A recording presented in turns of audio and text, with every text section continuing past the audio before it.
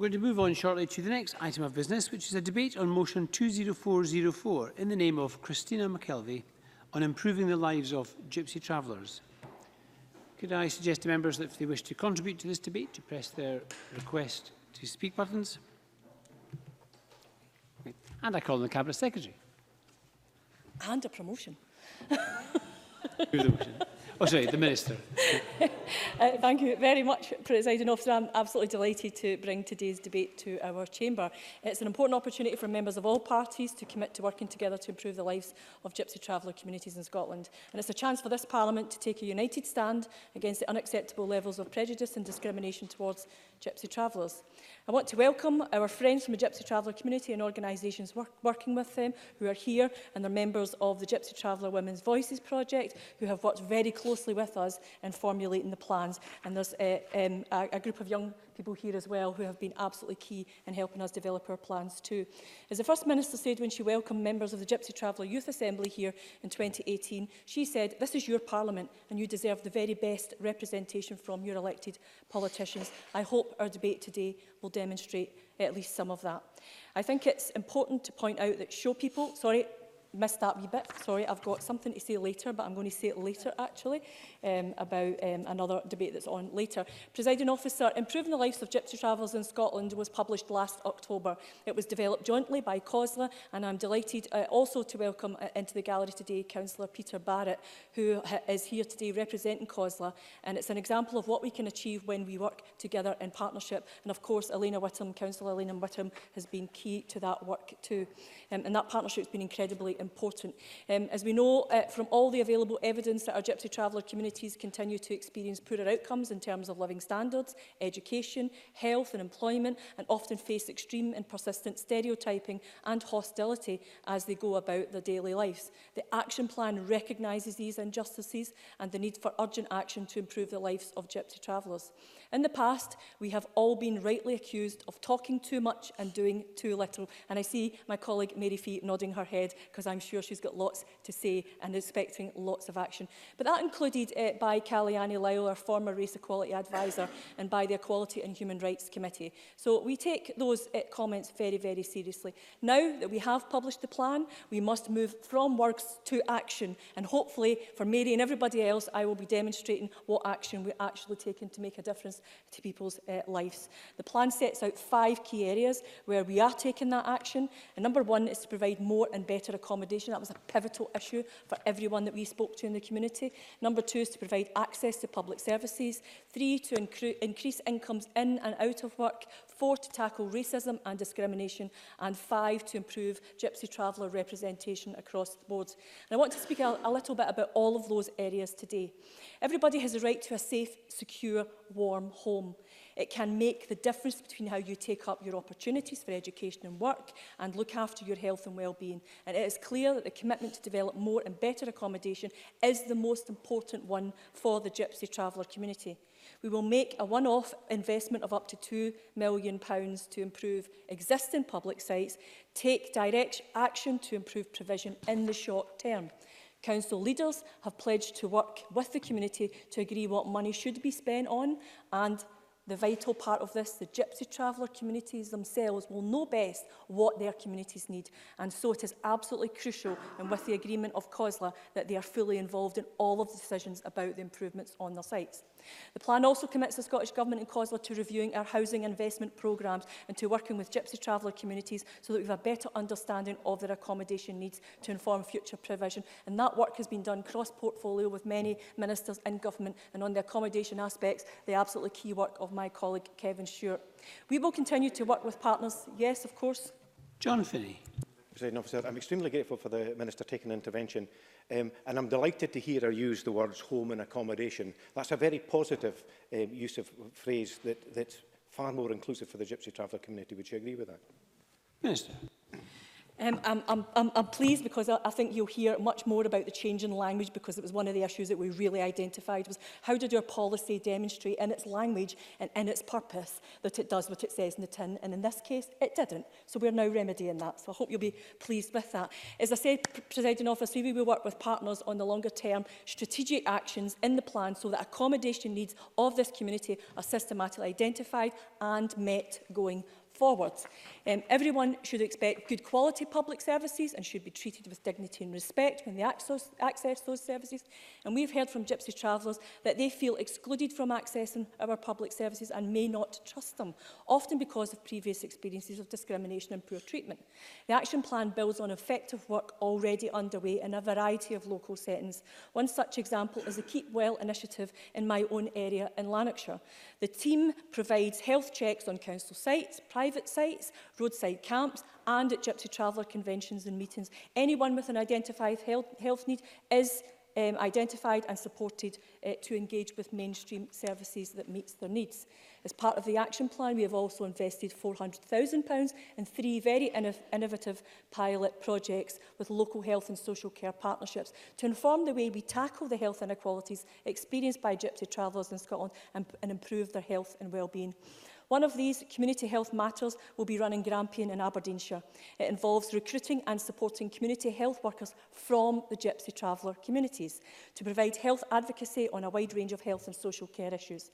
The second project, Mums Matter, is being tested in Fife and aims to improve Gypsy Traveller access to maternal and child health services as well as income maximisation services. The third project, Communication Matters, which will be run by NHS Lothian, will involve supporting and training community pharmacists to use health literacy tools and techniques to increase awareness and uptake of these services amongst the Gypsy Traveller community.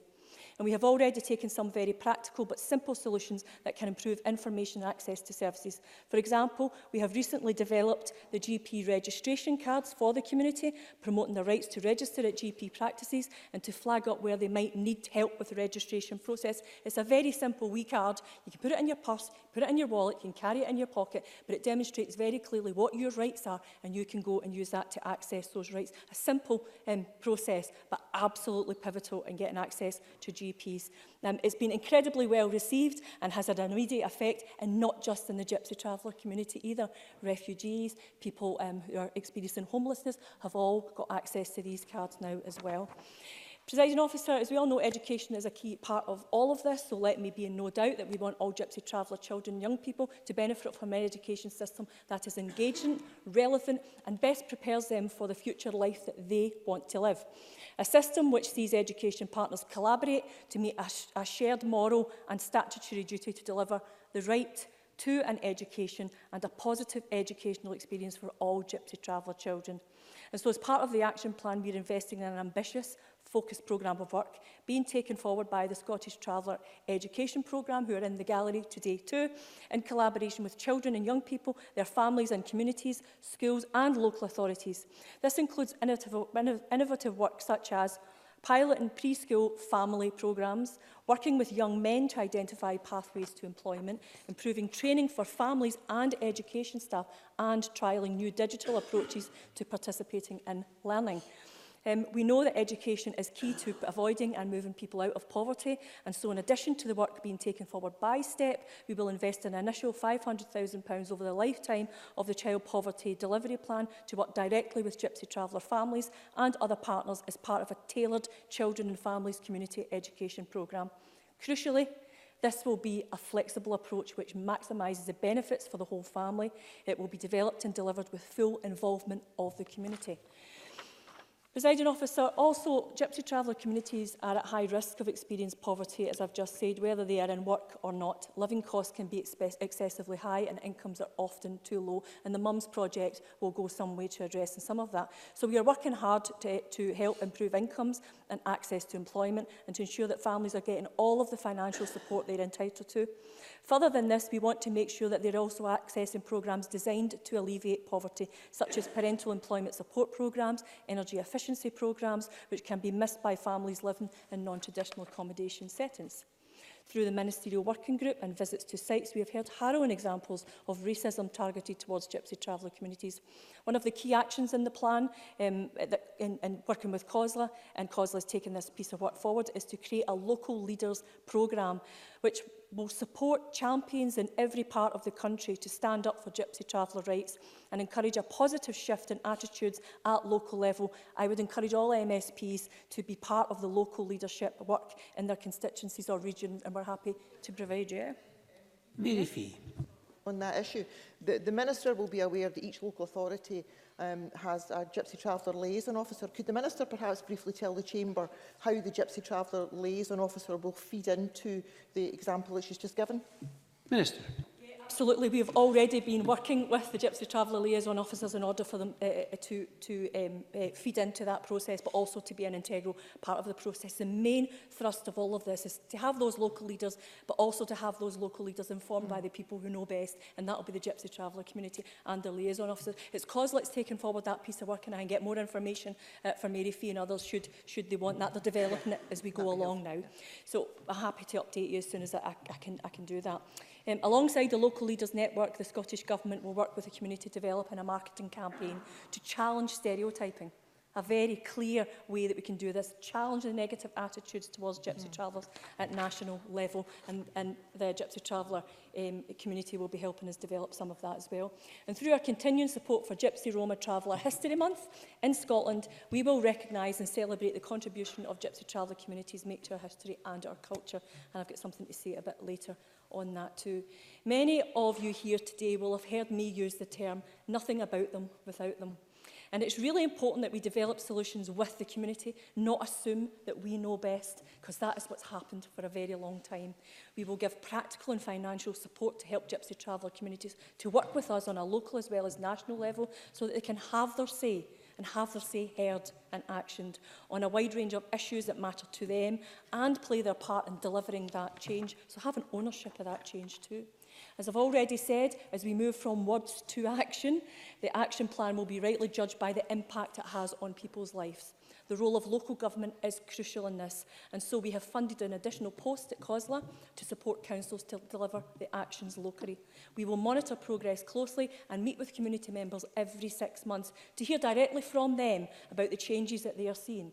And when they tell us they haven't seen any changes, we will take action to remedy that too. But I want to just touch on, because I think it's been a very positive update to Parliament from me today, but there is something in the background that's a bit of an issue, and I want to raise it now. Presiding Officer, and I hope that I have shown here that Scotland is taking decisive action to improve lives of Gypsy Traveller communities. This stands in stark contrast to that of the UK Government. A current Home Office consultation proposes to increase police powers to take action against Gypsy Travellers, arresting individuals and seizing their assets, effectively criminalising their traditional way of life. We should all be shocked and angered by this and express our strong opposition to what amounts to a clear breach of human rights. Make no mistake, supporting this motion today in this debate makes our opposition to the actions of the UK Government absolutely crystal clear. And so I call on all members across the chamber to speak out against the regressive and punitive approach to Gypsy Travellers that is proposed south of the border. We must all take a stand against discrimination, whether it's in Scotland, and we take our responsibility for what happens in Scotland now, the UK or wider. Presiding Officer, in closing, I want to reiterate a point that I've made several times. We can't allow racism towards our Gypsy Traveller communities to be normalised or tolerated any longer. The Scottish Government and COSLA leaders have committed to taking decisive action. This is not just a job for government, it's a job for all of us to play our part in. But for those of us who have an elected position of authority, have a particular responsibility to speak out and to challenge what has been described as the last form of acceptable racism. Not a nice thing to even say out loud. I want to give the final word, Presiding Officer, to the Gypsy Traveller women who spoke at the launch of the plan back in October. One of the women told me, "We want this plan to give our children and young people and future generations a better life. It has been like this for too long." I could not agree more.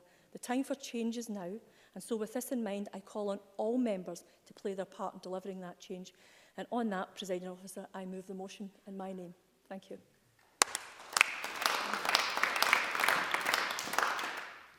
Thank you very much. I now call on Annie Wells to open for the Conservatives. Thank you, Presiding Officer. To begin with, I want to thank the Scottish Government for bringing this important and timely debate forward on Gypsy Travellers and how we can help and support them. I also want to commend Christina McKelvey, Angela Constance and Mary Fee in particular for all the work that they have done in this area. And I was pleased to speak in Mary Fee's members' business in May 2018 and Angela Constance's own members' business the following month. Since those Scottish Parliament debates, those MSPs especially have continued to fight to improve the lives of Gypsy Travellers, and they deserve a great deal of credit for that. However, it was way back in 2001 that the first Scottish Parliament Committee report on Gypsy Travellers was published. And it is clear that nearly 20 years on, a lot more work still needs to be done. So I welcome the Scottish Government's latest plans to help the community, in particular the COSLA Scottish Government Joint and National Action Plan mentioned in the motion today. As a member of the Equalities and Human Rights Committee, I have seen and heard firsthand the many issues that face the Gypsy Traveller community. The population of the community in Scotland is approximately between 15 and 20,000 people. And the evidence shows that for far too many of those people, there is a great deal of progress still to be made in what we've heard as housing, education, employment and health. As the Minister has set out already, the Gypsy Traveller community has lived in Scotland for generation after generation. There is a considerable amount of diversity among Gypsy and Traveller communities in Scotland. From one group to another, their language may be entirely different. Or, as is often the case, each group of Gypsy Travellers may have entirely distinct customs and traditions. It can be as simple as some people referring to themselves as gypsies, while other people refer to themselves as travellers. As Amnesty have identified, Gypsy Travellers are not a uniform group or a section of Scottish society. Some continue to live a nomadic lifestyle, whilst many live in conventional homes. Yes, absolutely. John Finney. Thank you very much, President Officer. I'm very grateful for the member taking an intervention on that point and her mentioning the nomadic lifestyle. And of course, that's not just within the boundaries of Scotland, but also out with. So I hope we're going to hear from the member about the concerns expressed by the Minister about the approach taken by the UK Government, which is absolutely disgraceful. Annie Wells. Thank you. And I will be reflecting on what the Minister said, and I will write to the Minister with my views on that as well after this debate today. Regardless of their language, customs or everyday way of life, every group of Gypsy Travellers are recognised in law as a distinct ethnic group and all routinely suffer from discrimination. Despite residing in Scotland for hundreds of years, Gypsy Travellers remain one of the most marginalised and isolated communities in Scotland. Discrimination towards Gypsy Travellers is still very much accepted and has been described as the last bastion of respectable racism by the Scottish Human Rights Commission. Amnesty International considers Scottish Gypsy Travellers to be a marginalised community that continues to be discriminated against. They want to see an end to the widespread and enduring failure to respect Scottish Gypsy Travellers' rights. And we know how many Gypsy Travellers are viewed by other people from the evidence taken by the Equalities and Human Rights Committee. Members of the Gypsy Traveller community believe there has been very little change in attitudes in recent years. The committee took evidence from Gypsy Travellers in 2017 to mark Human Rights Day. At that time, David Donaldson, a member of the Young Gypsy Traveller Assembly, said that, and I quote, "Very little has changed. The situation has remained completely stagnant since the inception of the Scottish Parliament." The committee also heard about the fear that surrounds people openly identifying as being a Gypsy Traveller. And this can affect people with housing, education, social care and a whole host of other issues. We also have the evidence that proves the discrimination against Gypsy Travellers is far from only anecdotal. In 2015, Attitudes to Discrimination and Positive Action report showed social attitudes to Gypsy Travellers in Scotland remain deeply negative. Gypsy Travellers were viewed as the group least suited to being a primary school teacher with around a third, 34% of respondents saying someone from this community would be unsuitable. The report also showed that 31% of people in Scotland would be unhappy if a relative married someone from the Gypsy Traveller community. These attitudes could be a consequence of another finding from the report. It found that most people living in Scotland have never had any direct contact with a Gypsy Traveller. Therefore, the second-hand information they receive through media and other sources has a significant impact on their opinions and understanding. Whatever the source of their understanding, the Scottish Conservatives are clear that prejudice against Scotland's Gypsy Travellers is ongoing and must be stamped out. Discrimination on the basis of race or culture is unacceptable. Minister Kevin Stewart. Glad to hear Ms Wells saying that any attack on the Gypsy Traveller community is, again, what any of us here want to see. But what I have concerns about is in terms of some of the racism that is exacerbated. That can often be exacerbated by elected members. Can I ask Ms Wells if the Scottish Conservatives will take action against any of their members who say anything untoward towards Gypsy Traveller communities? And I'll give the example of the current Scottish Office Minister, Douglas Ross, who said that if he was Prime Minister for the day, the first thing he would do would be to take action against Gypsy Travellers' unauthorised encampments. Can I ask Ms Wells to ensure that all Scottish Conservative members are punished if they put forward any racist attitude? Annie Wells. Thank you, President Officer. And what I would say is that any form of racism or discrimination would not be tolerated by the Scottish Conservatives, and I can make that commitment here today. The impact of ongoing discrimination on Gypsy Travellers is well documented, and many people in this community are alienated from public services. That is one reason why I support the action plan's focus on the vital role of local government in improving the lives of Gypsy Travellers. If they are to engage with public services, the solution must be at local level because the obvious boundaries remain in place. Many Gypsy Travellers come from a culture that is self-reliant. Others in this community will have no permanent address. We are only going to reach and help those people with a plan that begins and ends with local government taking the lead. And it is clear that marginalisation is having a real impact on these communities. Basic health needs are not being met.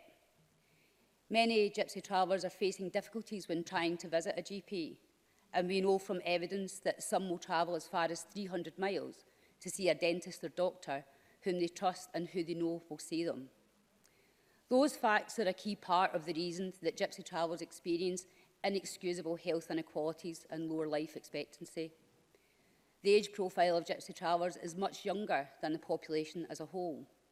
Only 28% of the community's population are aged 45 and over, compared with 44% of the population of Scotland as a whole. And I welcome the Joint Action Plan's approach to tackling these problems by delivering joined-up services and collaboration between the NHS and community partners across the North East and Dumfries and Galloway. In education, we see a similar pattern. Outcomes in education were the worst for Gypsy Traveller families. An analysis of the 2011 census found that half of Gypsy Travellers aged 16 and over had no qualifications. And at the same time, the figure for the whole of Scotland was 27%. And only 16% of Gypsy Travellers held level 4 or above qualifications compared to 26% of the population as a whole. And 38% of Gypsy Travellers aged 16 to 24 were full-time students compared to 46% of the general population in this age group. Clearly, we need to do more to provide this community with flexible learning alternatives. And I am also pleased to see the Joint Action Plan seek to deal with this when it references the Gypsy Traveller Education Group in South Lanarkshire, which has expanded provision for local kids. There are also issues to deal with in the Gypsy Traveller community regarding housing. There is evidence that minimum standards have not been achieved at council-assigned sites, At times, housing has been built in undesirable or unsafe locations, for instance, on unpopular brownfield sites. And we've also heard that sites experience issues with dampness, mould and access to water. Therefore, I also welcome that this joint action plan will deliver a review of housing and investment programmes by March 2021. That will hopefully ensure that all Gypsy Traveller accommodation meets standards and is fully considered in local housing policy. Of course, the plan seeks to ensure equality of opportunity for all Scotland's Gypsy Travellers. The action plan, as we've heard, will focus on 5 key areas: providing more and better accommodation, improving access to public services, maximising household incomes, tackling racism and discrimination, and strengthening the community development and engagement. Of course, even more important than those local leaders, it is the involvement, as we've heard, of the Gypsy Traveller community themselves. Any solution to the discrimination they face and the problems they incur when accessing services must be done alongside the community themselves. And I also note the plan will consider what further data we require, an issue I have previously raised in the past. I hope to see some development of this data continue quickly so we can see more clearly where the problems lie and what actions are having a positive impact. It may sound inconsequential when it's compared with some of the problems facing Gypsy Travellers, but there is no doubt that more accurate recording and measurement of data would help the community over the long term. In conclusion, I welcome the Scottish Government's work so far, and I hope that we start to see progress for a group that has too often been left behind. Thank you. Thank you very much. And I call on Mary Fee to open for the Labour Party. Thank you, Presiding Officer. As a long-term advocate for Gypsy Travellers, I am delighted that such an important debate is taking place today. And in opening for Scottish Labour, I want to thank the Scottish Government for tabling today's motion. And I can confirm that we will be supporting the motion at decision time tonight. And this is a motion which allows us to address the array of issues that impact on the daily lives of Scotland's Gypsy Traveller community. As one of the most marginalised communities in Scotland, it is vital that we listen and give a voice to issues and concerns of the Gypsy Traveller community here in Scotland, whether living or travelling in Scotland or coming from other countries for periods of time. And Scottish Labour welcomes the commitment from the Scottish Government to address the long-standing discrimination and social and economic inequalities faced by the Gypsy Traveller community. And, Presiding Officer, having sat as a member of the Equalities and Human Rights Committee in this and in the previous Parliament, I know that the Minister for Older People and Equalities is sincere in her commitment to resolving the many issues that will be discussed today. And through the establishment of the Ministerial Working Group and the continued ambition of its aims, I do hope that we see real and lasting change that will deliver on the ambition of improving the lives of Gypsy Travellers. It can be said that Gypsy Traveller needs are overlooked when discussing access to education, to health and to housing. And that's a theme that has come from the voices of the Gypsy Travellers on the working group and in general. And I welcome the Joint Action Plan for 2019-21 and the funding pledge of £3 million.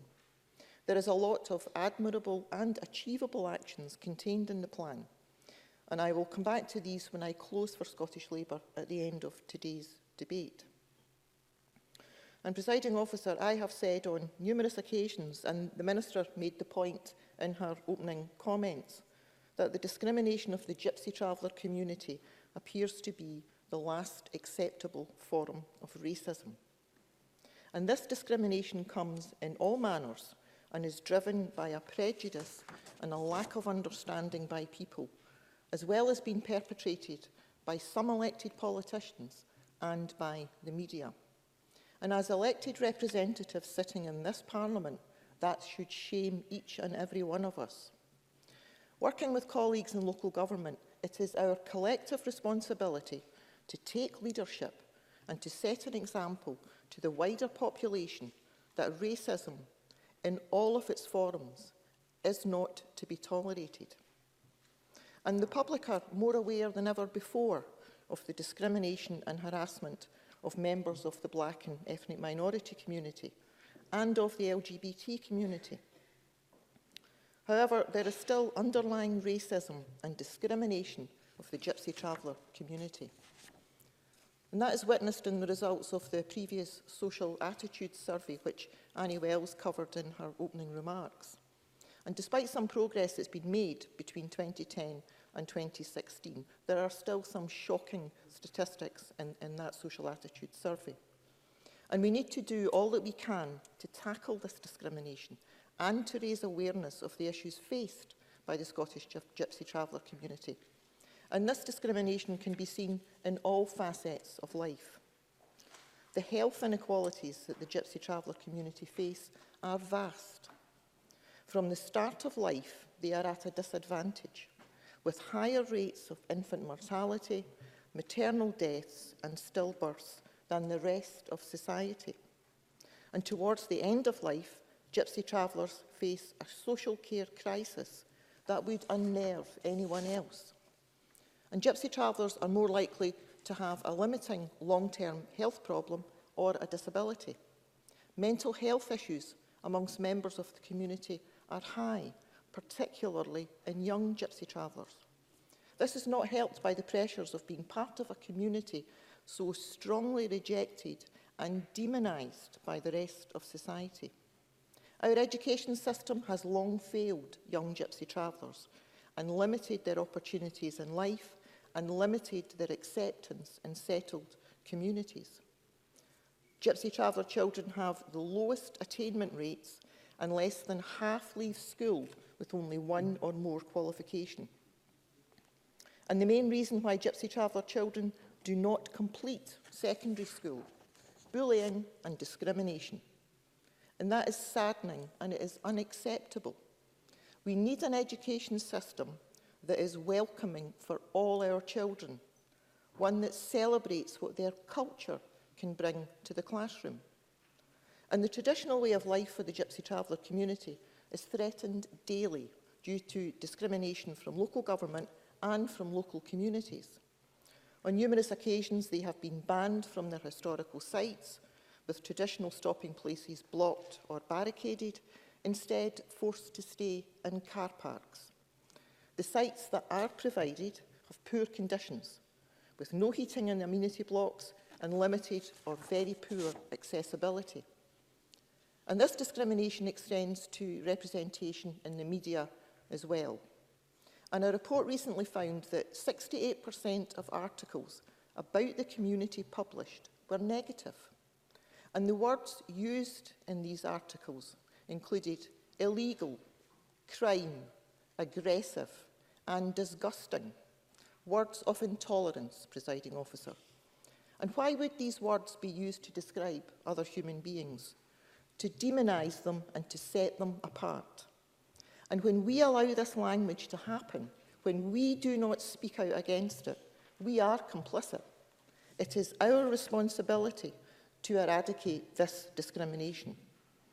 But despite the negativity that they face, this is in fact a community that has a rich and diverse cultural history in Scotland. Histories that stretch as far back as 1,000 years. And Gypsy Travellers are part of the heterogeneous fabric of Scottish society, a diverse community made up of many distinct groups, each with different cultures and different traditions. Some are settled, living in homes or living on permanent sites. Some travel in the summer months. Others continue the nomadic lifestyle, travelling from site to site, continuing their traditions. A community with distinctly oral histories. They pass their history down from generation to generation through all manners of art forms, including storytelling, songs and ballads. Gypsy Travellers have their own language, cant. And while this is mostly only shared within the community, some of their words have become part of our collective language. And next time you're feeling peckish and use the word scran, remember that that is simply borrowed from the Gypsy Traveller community. Finally, presiding officer, the Scottish Gypsy Traveller community have some fantastic youth advocates that are working to improve their communities and promote their culture. And I want to take the opportunity today to praise the work of both Davy and Charlotte Donaldson. And many people will know Davy Donaldson, who regularly promotes the lives of his community and works to break barriers and challenge discrimination. And I also want to congratulate Charlotte for becoming an ambassador for the Prince Charles Youth Charity. And she is pushing for better representation of her community in Parliament. And perhaps it will be her speaking in this chamber at some point in the future, advocating for her community with the real lived experience that she has. And once again, I thank the Scottish Government for today's debate, and I look forward to hearing from members across the chamber in what I am sure will be a constructive and consensual afternoon prior to me speaking again at the end of the debate. Thank you. Thank you very much. And I now call on John Finney to open for the Green Party. Thank you very much indeed, Presiding Officer. And can I join with others in thanking the Scottish Government for bringing forward this debate and for the Minister's opening speech. And indeed to thank both the Ministers, Christina McKelvey and Kevin Stewart, for addressing an issue which is mentioned in the Amnesty briefing, and I should refer to my members of interest as a member of Amnesty, that in 2013 they facilitated meetings with the UN Special Rapporteur, and the conclusion of Ms Ronlich's was that the need of the UK and Scottish governments to strengthen, I quote here, strengthen efforts to address stigma and discrimination for the Gypsy and Traveller communities. Now, quite self-evidently, ironically, just by a wee bit of card, that's very symbolic, that card, that access and the message that sends. Because first and foremost, the message it sent is people have listened and then people have responded. So congratulations to the Scottish Government, and I don't get any sense of complacency. There's a way to go yet. That seems to be accepted. Disappointed that the Conservative Party, who I would have thought could quite reasonably assume there'd be questions of that nature, haven't come with an answer. But let's try and be positive and say, let's hope that the Westminster Government can rethink their entire narrative around the Gypsy Traveller community, and most certainly the direction of travel, because it's highly discriminatory and unhelpful. Now, discrimination by the media has been alluded to too, and I recall an occasion where I was approached by a journalist to comment on an incident. I'll not bother repeating what it was. I gave my quote, and the journalist was completely dissatisfied with the quote because it didn't meet the narrative that was being followed there, that the perpetrators of crime were the people that were in the caravans, rather than, as rightly turned out, they were the victims of the wrongdoing that was taking place. And I have to say that's a big hurdle that we have to cross, but cross it we must. Now, I note that Amnesty also referring to Scottish Gypsy Travellers and the wider Roma and Gypsy Traveller groups in the response to the Scottish Government's consultation in hate crime. And let's be quite clear, much of what we talk about is crime, and it must be addressed as such. I'm delighted, and thank COSLA too for their briefing. I think words can be very important, and it starts off by talking about the importance of a joint national action plan. And often in the past I've talked with great frustration about the apparent demarcation about planning being a local issue and an unwillingness, perhaps understandably, for central government to get involved. So it's good that there is joint work and shared commitment, collective effort. These are very positive matters which are going to drive forward the many, many positive things that are in there. I think it's important too to praise much of the good work that's going on, some of which has been referred to. In the COSLA briefing, we learn of the mobile education opportunities delivered to young people living by the roadside in Murray. Now, it is a nomadic lifestyle, and we must do everything possible to facilitate that. So, again, I'm absolutely delighted that piloting negotiated stopping places, mapping traditional stopping places. And I know last summer, it's amazing how readily history can be changed by someone with a GCB, and I know I've said this often enough, taking a buckle of stones and blocking off somewhere. And someone gets in touch and say, this is generation upon generation, literally hundreds of years people have stopped there and people have moved out, whether that's whelk collecting or mushrooms or whatever. So it is some of these issues, and they're not going to be, it's not everything's sortable by legislation. It's quite apparent that it's going to be discussions that move things forward. Also, I think it would be appropriate to say Highland Council and their very positive work about the upgrading, significant upgrading at Newton Moor. which is much welcomed by the residents there, and I had the pleasure of visiting a few months ago. And also the reinstatement of Kintallen, where when I passed on Friday there was bustling with activity, and that's what you want to see. There was caravans everywhere, there's kids about, and it's great. I want to be very parochial for a minute and perhaps address comments to the Housing and Local Government Minister. And it's about a fairly unique situation in my area, and that is the situation whereby a Argyll Community Housing Association have responsibility. They're the only registered social landlord in Scotland that provides Gypsy Traveller sites, and quite a unique situation. And you know, I pose the question, if the only housing association providing homeless accommodation, people might think that that was peculiar. So why do I raise that? Well, I wonder if the Housing Minister has any intention of raising the matter with the Scottish Housing Regulator or the Scottish Federation of Housing. And I know that there's a meeting which my colleague, our colleague, Mike Russell is facilitating in the county of Argyll today regarding this issue. But as ever, finance is a factor. So, as I say, I had great pleasure on Friday of opening some houses at Connell there. It was a 4.9 million investment. Let me tell you, the Scottish Government provided 2.15 million. Three-quarters of a million from Argyll and Bute Council and just over 2 million from ACA. Now, that's the joint sort of working, I think, that we want to see. That doesn't seem to be the case with regard to some of the site provision. So it would be good if the Minister could perhaps comment on that. Kevin Stewart. I'll very briefly intervene, Presiding Officer, and say to Mr Finney that Mr Russell is on at me on a regular basis around about the situation in Argyll and Bute. And Mr Finney is right to point out that the situation there is somewhat different from the rest of the country. But I would expect the same cooperation to deal with accommodation for Gypsy Travellers, and that cooperation between the Council and the Housing Association as I would in terms of the delivery of homes in other parts of Argyll and Bute. So I hope that that cooperation can become a reality, and as per usual, my door is always open if Mr Finney wants to discuss these matters further.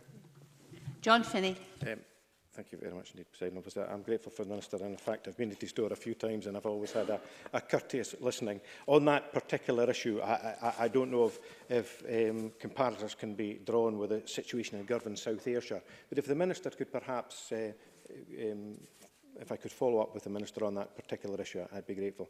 And to give an example of that joint working there, and I know that the Ministers and Mary Fee and others will remember Mary MacDonald, who was one of the travellers from Ledig that came in and gave Mary Fee and I and other members training, which was much welcome. And Mary has a profoundly disabled adult daughter, Margaret, and ACA have been instrumental in involving Mrs MacDonald and her family in the provision of a house there, which is very welcome. And I think what I'm most concerned about is that it's important that we recognise the differences that exist, but we've all far more in common than differences, and much of what's been talked about, education, we all need to live somewhere, whatever we call it. The big difference is the nomadic lifestyle and the prejudice that's played against that for centuries and centuries. And I think that there's a lot of progress. I'm not sure, Presiding Officer, how long I have to go or can go for. You can have another couple of minutes if you would like, yes. That's very kind of you indeed. But people will be aware that the Roma community across Europe, particularly at this time with the rise of fascism and the abuse that they're putting up with, and the draconian laws that have been put in place somewhere, which I would have thought would be an indicator to the UK government to rein back in the approach rather than follow that approach. Because there's a lot of progress. People have talked about the young ambassadors, and it's great to talk about Davy and his sister. But there's a lot of people. It's not to take away from them. And the growing willingness of young people to engage in Article 12, the organisation, which has empowered young people. And one of the most compelling, and I've said this before, no apology for saying it again, one of the most compelling things I heard was a young woman who had received a lot of abuse at high school, subsequently empowered by Article 12 and some of the training, going back into that school to deliver diversity training. I'll not mention the location. I think the Minister knows where it was. And that's very positive. And but what we must keep doing is talking about the issue. We must encourage local authorities to ensure that their councillors who make decisions understand not just the planning basis but the ethical basis around which they're making some of these decisions. And we need more things like the wee card. That's good. I remember taking a lot of evidence on the mobile travelling medical records, and anything that can circumvent and make life easier for folk, I think, is to be welcome. So I'll conclude there. Thank you very much indeed, President. Alex Cole-Hamilton, a generous 6, 7, 8 minutes. You are always generous, Deputy Presiding Officer. Thank you very much. And I'm very grateful to the Government for bringing this motion to the Parliament today and for the publication of the Joint Action Plan with COSLA. And I too welcome my friend Peter Barrett to the gallery. Presiding Officer, the last clause of the motion before us this afternoon speaks to the history of gypsies and travellers in our country, and it is a proud history. It began in an atmosphere of coexistence and mutual respect, and their story in these islands is 1,000 years in the making, as we have already heard.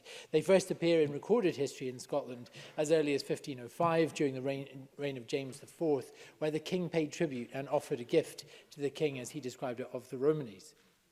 In 1530, a group of Romanies danced for King James V just across the road in Holyrood Palace, and a Romani herbalist called Baptista cured him of an ailment. Romani migration to Scotland continued during the 16th century, and we gave safe harbour to several groups who were accepted here after being expelled from England.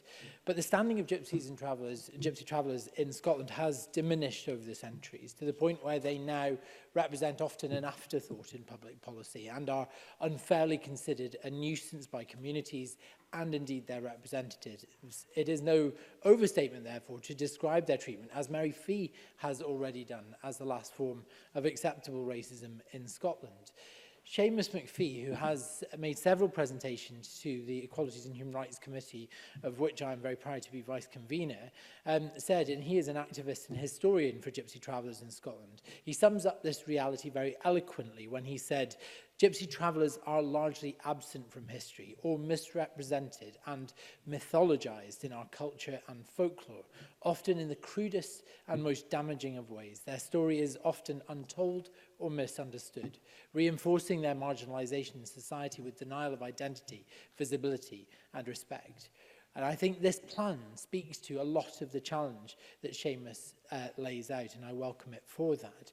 There are indeed large gaps in public knowledge regarding the cultural identity of these communities, which has served to deepen the prejudice and further ostracize them from wider society, due in part to the misrepresentation of their cultural practices. Again, it's why this action plan matters. Improving the lives of gypsy travellers should matter to us all.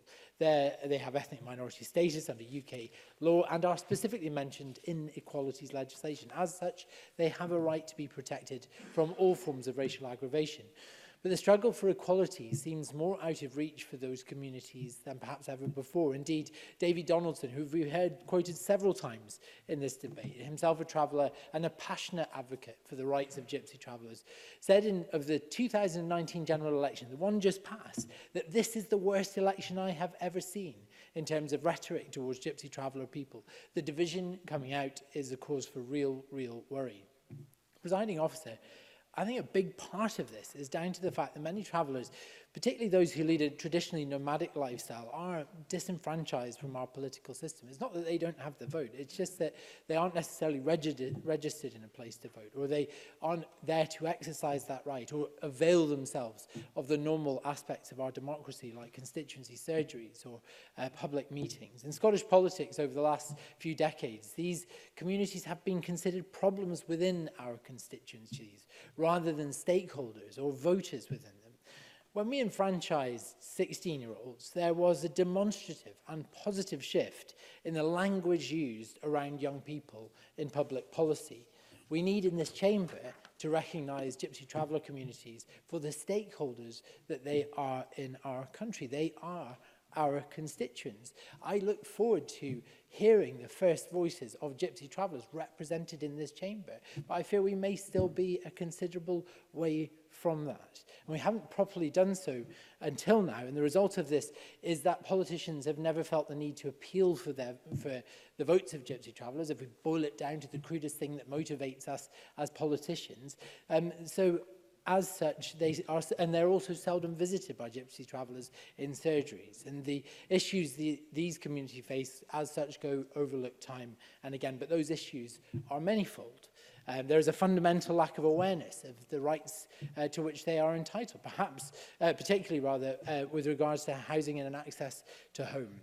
According to a report published in March last year, only 1 in 10 of Gypsy Travelers are aware of the level of site standard that they are entitled to. It's small wonder then that 11 out of the 27 sites in Scotland fall short on issues of site safety, facilities and security. And the Colin site in Dumfries and Galloway has missed the bar on 7 out of 8 standards. Many issues affecting these communities are factors that we would not tolerate in our own for our own constituents, and yet we should all be thinking of these communities as our constituents, even if they are nomadic, even if they move around. They are citizens of this country and they have fair right to representation. In many sites, they face restricted access, as we have heard already many times today, to modern toilet and kitchen facilities with underlying cleanliness and safety issues. Many children's play areas are not deemed safe by the communities that use them, which in turn then hinders child development. And it's not just in housing or the want of a home.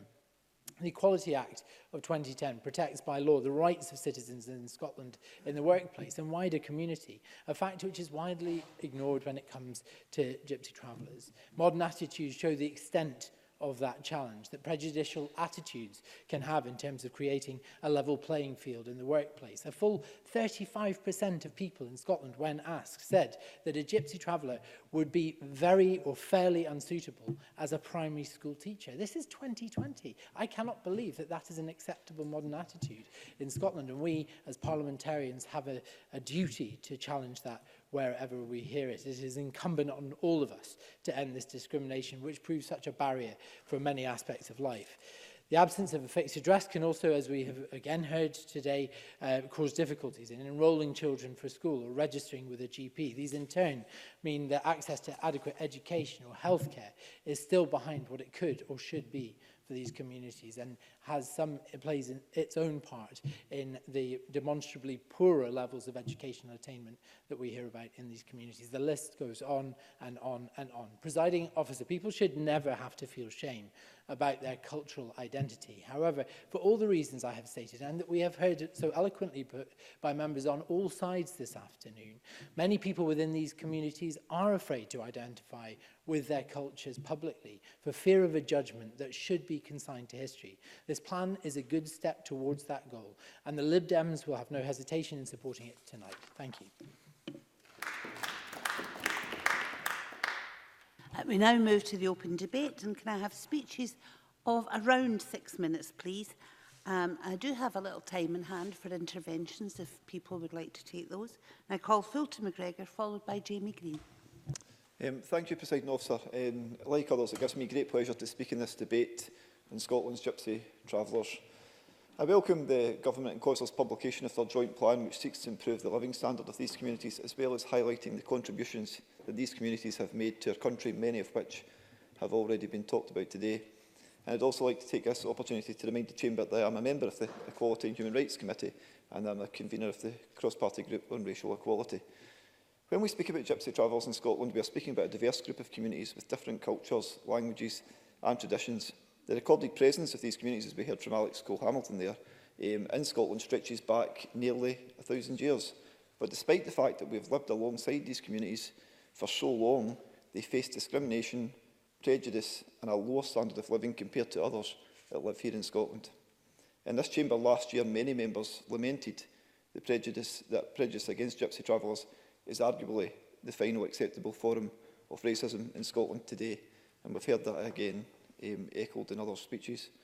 Just over 3 years ago, the Scottish Government commissioned research into prejudices across the society, roughly 1 in 3 people, and I know some of these points have already been said, Presiding Officer, but I think they are worth repeating. Roughly 1 in 3 people surveyed said that they would not be comfortable if a close relative was in a relationship with a Gypsy traveller. Similar attitudes towards travellers and Gypsies being primary school teachers, and the survey consistently placed Gypsy travellers at some of the most prejudiced against people in Scottish society.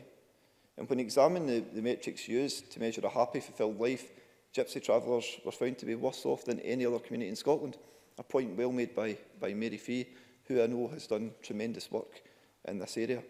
The high levels of poverty experienced by Gypsy travellers is linked to poor health and a lack of employment opportunity.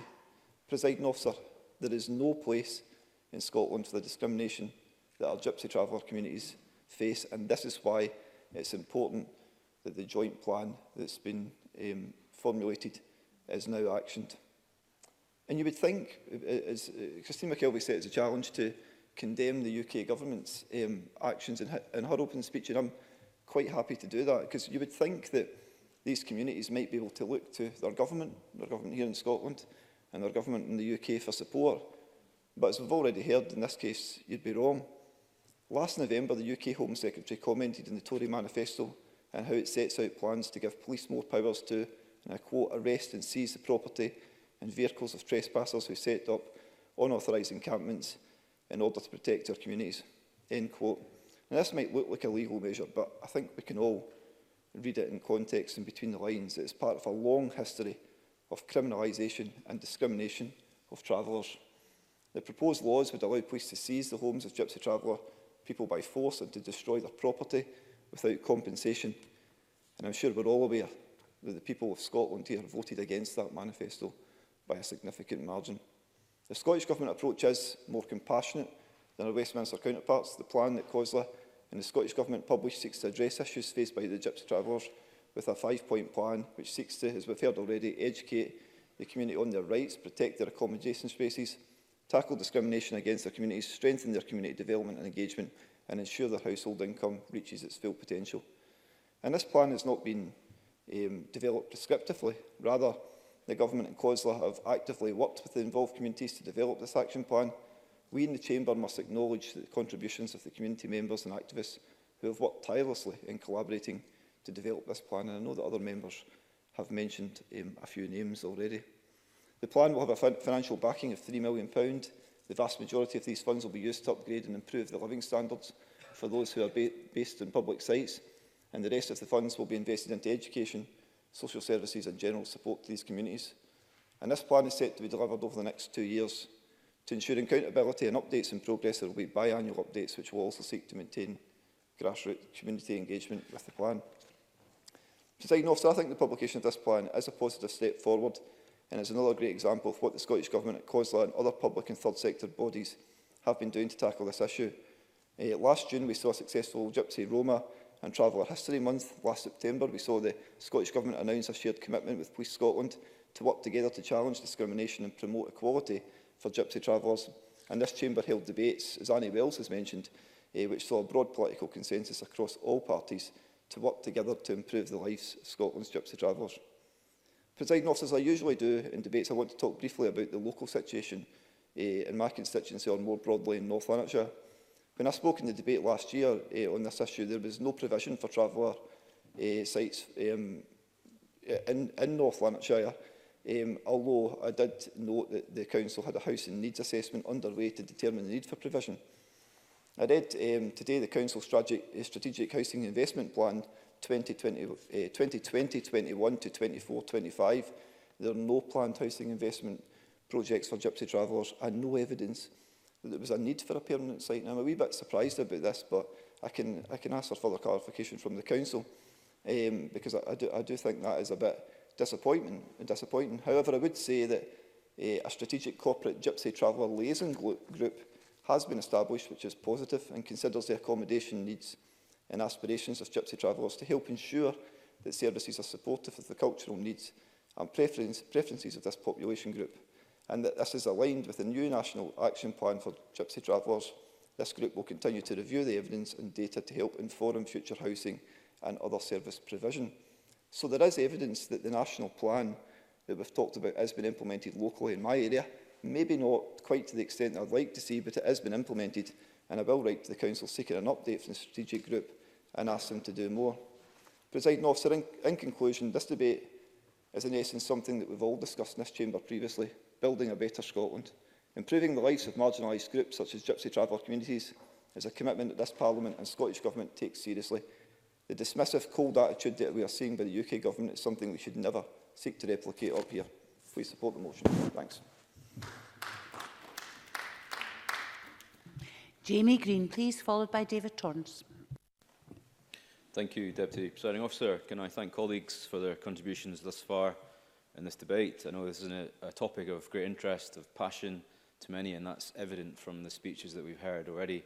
As a former member of this Parliament's Qualities Committee, I know that this Parliament and many of its members right across the political spectrum take this issue seriously, nor do I doubt the genuine desire there is amongst members who've spoken today to improve outcomes for Gypsy Travellers right across Scotland.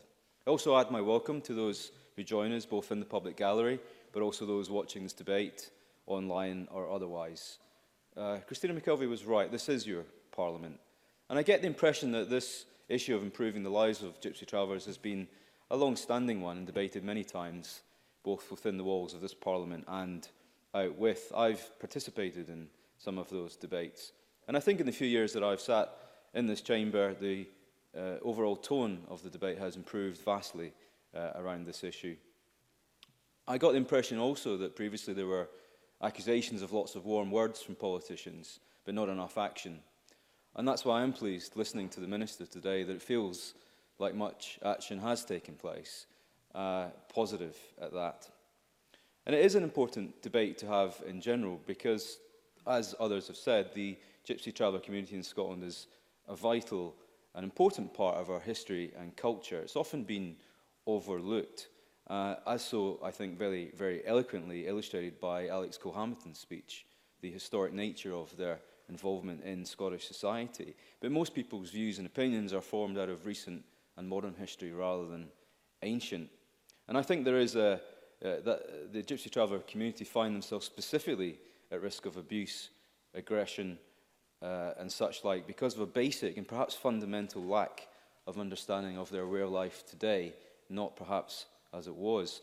And I think herein lies the cause of how we've got to where we are. Generations of negativity, I think often born out of a lack of willingness to engage with this community. Now, I'm happy to put on the record that I think there is no place whatsoever for racial or cultural discrimination anywhere in Scotland to any community, in politics, in the media, or otherwise. But I think that also requires education. And it also requires mutual respect. And that will require both the, I'll use the phrase settled community, but I am aware that many travellers are indeed in settled communities, but it involves all communities coming together to find compromise where compromise is possible. There's also a need to foster an improvement in relations and relationships between communities, and in some cases that may require difficult decisions about putting the past behind us.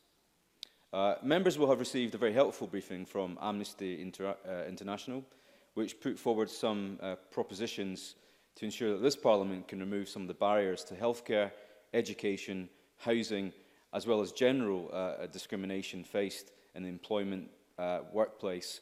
And I think there are some interesting comments there. I read them with great interest, and I'd like to thank them for that input. But one of the specific calls they made in their paper to us was that legislation should allow for self-identification of communities and individuals. The Minister touched briefly on that in the beginning, but I'd maybe be keen to hear more in closing summaries what the Minister's interpretation of that request is, and if the Government will be taking any specific action on that. I think we all know it's a well-rehearsed point about the extent to which Gypsy Travellers face discrimination in public life and in the media. And just to give you a flavour of some of the findings that Amnesty presented us, 48% of all news stories of Gypsy Travellers were negative. That's nearly half. And just 25% were positive. In 38%, yes, in a second, but I would like to paint a picture of the landscape first. In 38% of stories, a connection to criminality was present, whilst 32% of those stories contained specific references to poor hygiene and dirt. Those are the words that they analysed. And on the 78 recorded occasions where local authority politicians were asked to comment on Gypsy Travelers, just four were positive and 48 were negative. I'm happy to give way to the Minister. Kevin Stewart. I thank Mr Green for giving way, and has been highlighted already by Mr Finney. Many media outlets have an agenda when it comes to dealing with Gypsy Traveller issues. However, I would point out that they get what they want from many elected members in terms of that negativity. Will Mr Green join with me in condemning those folks who go out of their way, it seems sometimes, to be negative towards Gypsy Traveller communities? And I would highlight again the current Scottish Office Minister for some of the comments he has made in the past. Jamie Green, you can have extra Thank you for time. raising it again in the Chamber today. It was raised in previous debates, and the last time I spoke in Mary Fee's debate, I was happy to put it on the record then. I'll equally be happy to put it on the record now. I don't condone language which makes specific reference to the Gypsy Traveller community. I've always said that. I'll say it today. I'll say it tomorrow. I'll say it as many times as the Minister would like, if it fills him with any confidence that politicians have to set an example when it comes to this issue. We have to walk the walk, not just talk the talk. I'm doing that today, and I hope others will do the same. On my specific point of the media, and as somebody who spent many years in television before I came into this Parliament, I know that that community has been used to provide entertainment to the masses rather than education for many years now. But I also do know that mass media has an important role to play to educate, just as our education system does as well. We need to see diversity in the classroom, and the language that is used will influence young people. If their parents are using derogatory language when they go home, even if their teachers are not, just as is the case with sectarianism, racism and homophobia, then those views will be passed on through generations. I'd like to also thank, in the short time I have, the role that COSLA has to play in all of this. Their briefing was very helpful. And I'd like to just read one sentence from their MSP briefing. It says, all 32 COSLA leaders unanimously endorsed the Joint Action Plan and committed to ensuring these activities deliver meaningful and lasting change for Gypsy Traveller communities. All 32 COSLA leaders. Now, we know our local authorities are made up of various shapes, colours, sizes and administrations, but that's an important point. This must be a true cross-party effort, be it on housing, on refurbishing public sites, on offering minimum standards on the sites, and access to the sort of services that we take for granted: water, power, sanitation, simple things that every one of us will go home tonight and take for granted. But not only that, the same flexible learning opportunities, full and proper access to public services, to health, to social care, to education. And it's not a good example when the first thing you get when you search the word gypsy on a council's website is complaints and concerns pops up as result number one. That is not a positive reflection of the good work that I know councils are doing. But it does show that many people's first point of contact is negative. It's got to change. Ignorance is not an excuse. We all have a role to play to support community cohesion. And on the motion before us today, to address the Minister's point, I will vote for the motion presented before us because there is very little in there to agree with. I hope, helpfully, these benches will support that motion. But what I won't do is use it as a proxy vote to deal with legislative issues in another parliament. I think it is right to support the SNP, or indeed any party, if they are leading by example. I will support and commend and thank the good work they're doing. As I said, we should lead by example, and I hope that my comments today fill members with some confidence that these benches are committed to supporting the Scottish Governments in their endeavours. Thank you. Call David Torrance to be followed by Sandra White. Thank you, Presiding Officer. I welcome the Scottish Government's debate this afternoon, which has allowed us to discuss the issues faced by Scotland's Gypsy Traveller community. I also welcome the publication of the Action Plan and the recognition of the contributions made to our society from the Gypsy travelling community. During my time as a member of the Equalities Committee, I was fortunate to have the opportunity to meet with a number of Gypsy travellers, Talking to our members, both young and old, hearing first-hand their stories and shared experiences was both fascinating and disconcerting. Since the arrival in Europe of the Gypsy travelling community, have often faced persecution with negative and derogatory identities forced upon them by a wider society, and I was greatly saddened to see just how much this prejudice still exists today. A video was posted on social media of one of the young Gypsy travellers who attended one of our evidence sessions.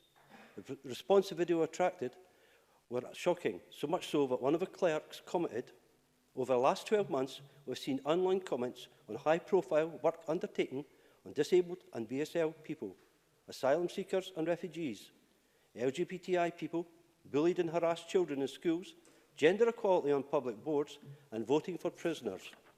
Yet the comments the committee Twitter feed has received on the Gypsy Travellers in the last 24 hours are the most hostile comments I have seen any subject the Equalities Committee has examined." I'll say it again, Presiding Officer. The most hostile comments I have seen any subjects the Equalities Committee has examined.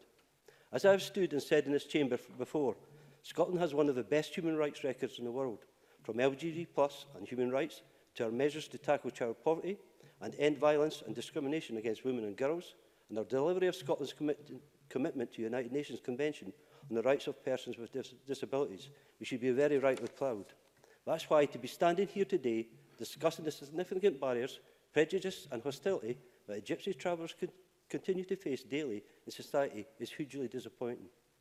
There has been much talk in recent times of discrimination against Gypsy travellers being the last form of acceptable racism. This continuing discrimination is deeply concerning, and there is clearly a long way to go to tackle these deep-seated prejudices.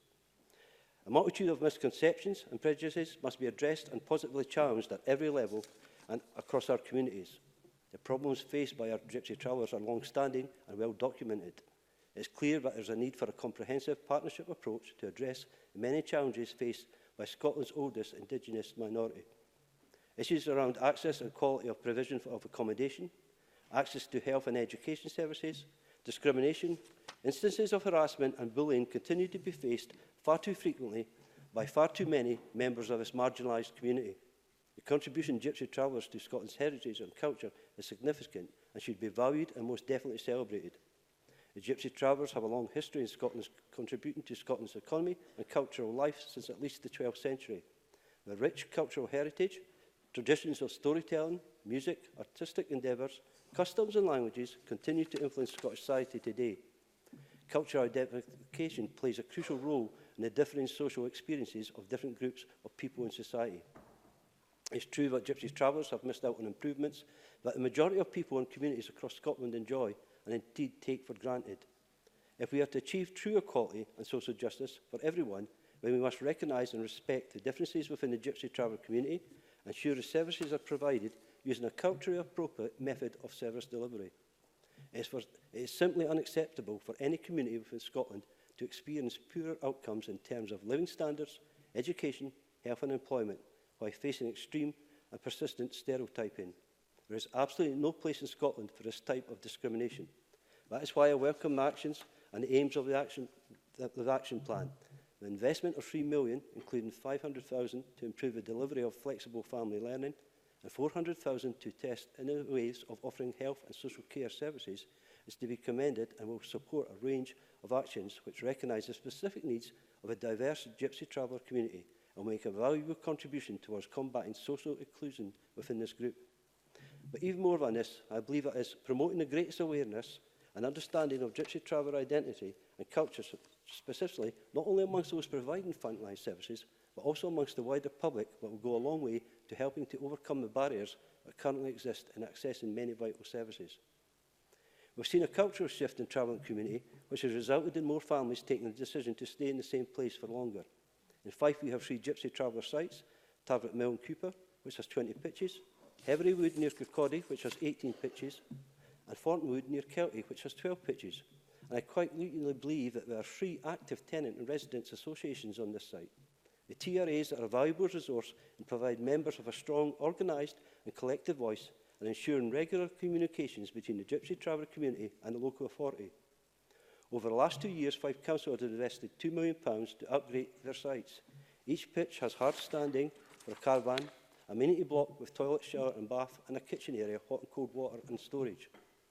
However, I think it is important to note that despite this investment, a recent report to Fife's Community and Housing Services Committee showed a satisfaction level among the Gypsy Travellers that fell below the Scottish average.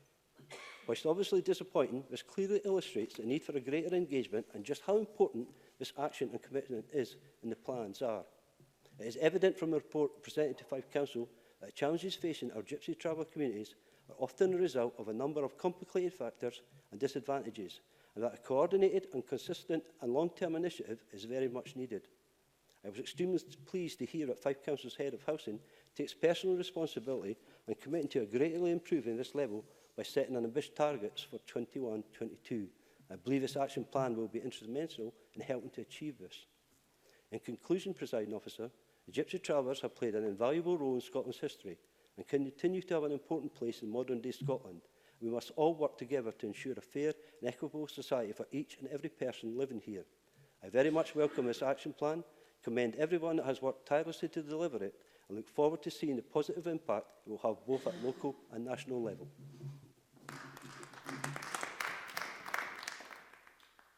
Sandra White, followed by Alec Rowley. Thank you very much, Presiding Officer.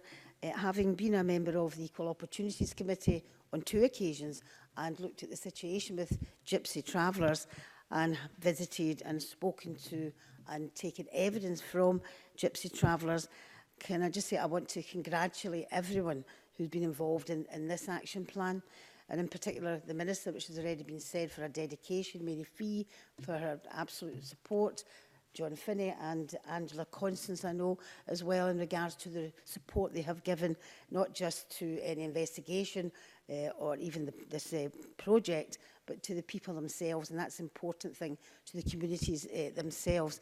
I think basically it's a fantastic report, and I'm so pleased it's came to this particular level, having spoken to Gypsy Travellers, and I'll go on to a wee bit about that when I was deputy convener of the committee as well, and we did do an inquiry, and I think that's led on to some of the action which has taken place. I'm so pleased about that as well.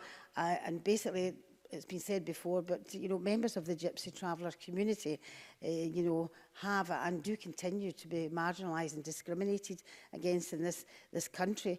And I think we need to remember that even though they are a recognised, you've got to remember that word, recognised distinct ethnic minority group, they are still discriminated against. And after all the years of reports that I've already mentioned and inquiries, I think that the Scottish Government, you know, have got it right this time, and they have taken positive steps, not only in producing the collaborative approach, because I think that's really, really important, and the plan that they've put forward, but engaging widely with the community. And that's always a thing. You've got to get down to the grassroots and the people it really affects. And that's something I think this report and the work that's been done actually reaches out to. And I'm sure that'll be part of the success once this is laid down and the action takes, you know, comes forward. I mentioned about the fact about the Equal Opportunities Committee. I was deputy convener in 2016. And we produced a report then about Gypsy Travellers inquiry into basically Gypsy Travellers and care and where Gypsy Travellers live and how they live basically. And we followed up the work of an earlier one, as I mentioned previously as well, Equal Opportunities Committee inquiry, and explored the issues of the care and where Gypsy Travellers live. And I know others have raised this issue because we found, one, you couldn't get access to doctors, there was no transport even to get you to a doctor if you were able to actually have one. In that respect, the living situation as well, no running water, it was absolutely dire, and I'm sure the people who are in the gallery today have probably, and maybe some still do, experience that type of thing. It was absolutely dire, and getting kids to be able to go to school and having a community after school, anything curriculum, it was very, very difficult. And, you know, apart from just looking at that, and that was really, really horrendous, our work showed us the extent in which the Gypsy Travellers were discriminated against and how it did impact on their lives.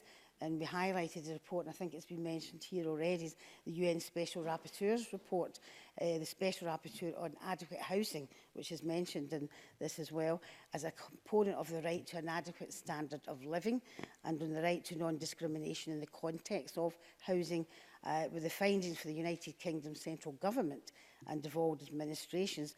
they recommended that they should, and I do quote from that, they should strengthen efforts to address stigma and discrimination for the Gypsy and Traveller communities in relation to the wider spectrum of rights, starting with the recognition that cultural adequacy in housing is a pillar for inclusion and that legislation and policy are not enough to overcome these local obstacles. And that was one that actually the UN report. Now, the Scottish Government stated at that time it would bring forward a strategy in line with the view expressed by the EHRC. The committee believed that Gypsy Travellers were one of the most discriminated against groups in Scotland and that continuing work in this area is essential to improve that situation. And to be fair, the Scottish Government have indeed stayed true to their commitments to the Gypsy Traveller communities across Scotland, having set up, as I said before, the Ministerial Working Group engaged the Gypsy Traveller communities on their needs. The Scottish Government and COSLA, as we know, are taking forward their action plan and working together. Now, I think the Scottish Government action plan is an excellent action plan, improving the lives of Gypsy Travellers, partnership with COSLA, as already been mentioned, to deliver a better outcome, accommodation, health, education and incomes as well. And I think the Minister mentioned this in her opening remarks, £3 million, I think we have to keep mentioning this, £3 million be invested, £2 million improving living standards on public sites, £500,000 for flexible family learning and £400,000 to form new ways of providing health and social care services and £100,000 to provide practical and financial support to the community. Now, that is an absolutely great way forward, absolutely. And I do support wholeheartedly the vision put forward in the action plan, where Gypsy Travellers have, and I think this is important too, safety, but also cultural appropriacy, places to live and travel, which is appropriate to their culture, and where they feel safe, understanding their rights and a positive experience of accessing services. I think Mary Fee had mentioned that, particularly in housing and in health also, because that was really important. That came out of our inquiry, and obviously you can see it's come out of this inquiry also, that you really need to look at the opportunities, improve the living standard, feel safe, respected and valued members of our diverse population. And for me and lots of others as well, most importantly, encouraged to engage and inform on decisions that affect their lives. That's really important. People shouldn't be talked over and told what to do. You have to be engaged. You need to know what they're wanting to do, not what you want them to do. Presiding officer, I would like to conclude with a reflection back on and I think Fulton McGregor mentioned this, a fantastic exhibition in the Scottish Parliament, which was hosted last year, Gypsy, Roma and Traveller History Month in Scotland, and a lot of members possibly would have viewed that as well, that exhibition. Now, it was in associate with Article 12 in Scotland, a young person-focused NGO that works through the medium of peer education, promote young people's rights, and set out in international human rights charters, and produced by the Minority Ethnic Carers of People project. That's a mouthful, but it's there. Anyway, Article 12's work is underpinned by the principle of free participation, the right to participate as an equal citizen at all levels of society without fear or favour, and process that facilitates the participation of all young people on their own terms. The artwork and display was fantastic, small selection of work by Gypsy Travellers and those who work with them, from silkscreens, prints to photographic portraits. It was absolutely fantastic. And I will definitely conclude with this. Gypsy Travellers are entitled to the same rights as anyone else living in Scotland, and it's our duty as legislators, elected representatives of our constituents across Scotland to ensure those rights are absolutely upheld. Thank you very much, Presiding Officer. Alec Rowley, followed by Angus MacDonald. Thank you, Presiding Officer, and I'm equally glad to be speaking in this debate today on improving the lives of Scotland's Gypsy Traveller community. The last time this issue was raised in this Parliament, I noted that positive steps had been taken to acknowledge the contribution that Gypsy Travellers make to Scotland. Today, I commend the Scottish Government and local authorities for continuing these positive steps with the publication of the joint Scottish Government and COSLA action plan, improving the lives of Scotland's Gypsy Travellers. And it is crucial that we engage with all local authorities, because Ultimately, whilst that £3 million is welcomed, it is the local authorities that are on the front line that need to be totally bought into this. We have to understand some of the difficulties which I'll come on to that they face, so that we can actually deliver what needs to be delivered, and which most members in here today have spoken about. The aims of the action plan to deliver better outcomes in the key areas of accommodation, health and education and incomes are welcome. And I'm sure we can all agree this is a positive step forward. However, as other members have said, we cannot rest on our laurels, and we must continue the good work at every level of government. I also acknowledge the last time the work of my colleague Mary Fee on these issues, and I would like to do so again today. Following our members' business debate back in 2018, celebrating Scotland's Gypsy Traveller community, she has worked to set up the cross-party group with others on the Scottish Gypsy Travellers, which I'm pleased to see is continuing to work to bring together key stakeholders to inform the discussion here in Parliament. Work such as this is to be welcomed, and I hope it will continue to inform the debate and make the recommendations that are felt necessary for action. David Torrance mentioned the Fife situation, and I think reflecting on that and looking at back to the article, the Courier run on Fife, and the fact that 2/3 of Gypsy Travellers were not satisfied with Fife Council's management of their sites. The very fact that Fife Council took that report to a committee was in itself a really good step. As David mentioned, the head of housing was quoted in the Courier as saying that he would take personal responsibility to really focus on the issue. And he pointed out that Fife was unique because they have 3 tenants and residents associations within those traveller sites. But again, there's a lesson there for the government that in the local authority, or whether it's the health authority or whatever, somebody at a senior level that has the clout to get things done should be responsible and made responsible, and that's why, as David Torrance says, it's very positive. I also noted that Mr Mills, in terms of Fife, said that the transfer of the Gypsy Traveller sites onto the House and Revenue account was a major step forward. He saw that as the key step that would allow them to start to invest the £800,000 per site that they're actually going to invest. And that reminds me, because I actually live, born and bred, and live in Kelty, which is, as David Torrance said, one of the sites. And I think it was 20-odd years ago at least, I remember when planning went in to create that site. And I remember at that time, a hard-working member of the local community council was going round the shops in Kelty getting a petition to try and stop this site from being put together. And I met him and asked him what was his difficulty, what was his problems with this, why the petition. And he gave me a lot of answers that you would expect. In fact, some members here have talked about that.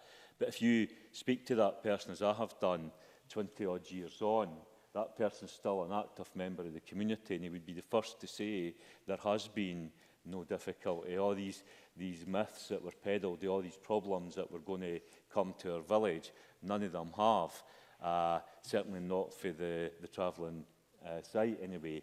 But the point there is that you have to take communities with you. And often when local authorities look to actually set a site up, you have that kind of reaction. And so we need to work on how best to demonstrate that is not the case. Indeed, when I was a councillor up there, I also supported the development of a private site that is near the council site, and that operates really well and operates in a way that it's more of a stopover site. And when I speak to people who run that site and have that site, they say to me that a lot of travellers just need some place to pitch down. It's not always the case that they want the type of sites that Fife Council have rightly invested in. So we need to recognise that as well. But it is about the local authorities. They are key, in my view, to being able to deliver what it is that we all in here say we want to see happening, and that's why the COSLA involvement has got to be welcomed, because it is estimated that there are between 15,000 and 20,000 Gypsy Travellers in Scotland, and that the community has made a rich social and cultural contribution to our society. I know that firsthand by the work that that community has done in my local village and further afield in encouraging young people in sport. And the discipline and everything else that has come with that has been recognised locally. So there is an enrichment of communities where these sites are in place, and we should be proud of that, and we should be able to tell people that that's the way forward. So, yeah, I welcome the progress that has been made, but there is a lot more progress, Presiding Officer, to be made. And as I say, local authorities, I think, are key to that, and we need to recognise it's not always easy. Therefore, we need to provide the support and the backup and the good practice that I can certainly say firsthand from the community of Kelty. Thank you.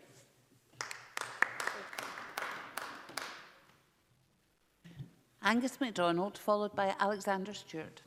Thank you, Presiding Officer. I spoke in the debate on this very same subject in June 2018, and at that time my colleague and then Cabinet Secretary for Local Government and Communities, Angela Constance, commended the work of the Ministerial Working Group, the Young Gypsy Traveller Assembly for ensuring their voices are heard, and COSLA for actively committing to transforming the life chances of Gypsy travellers across the country.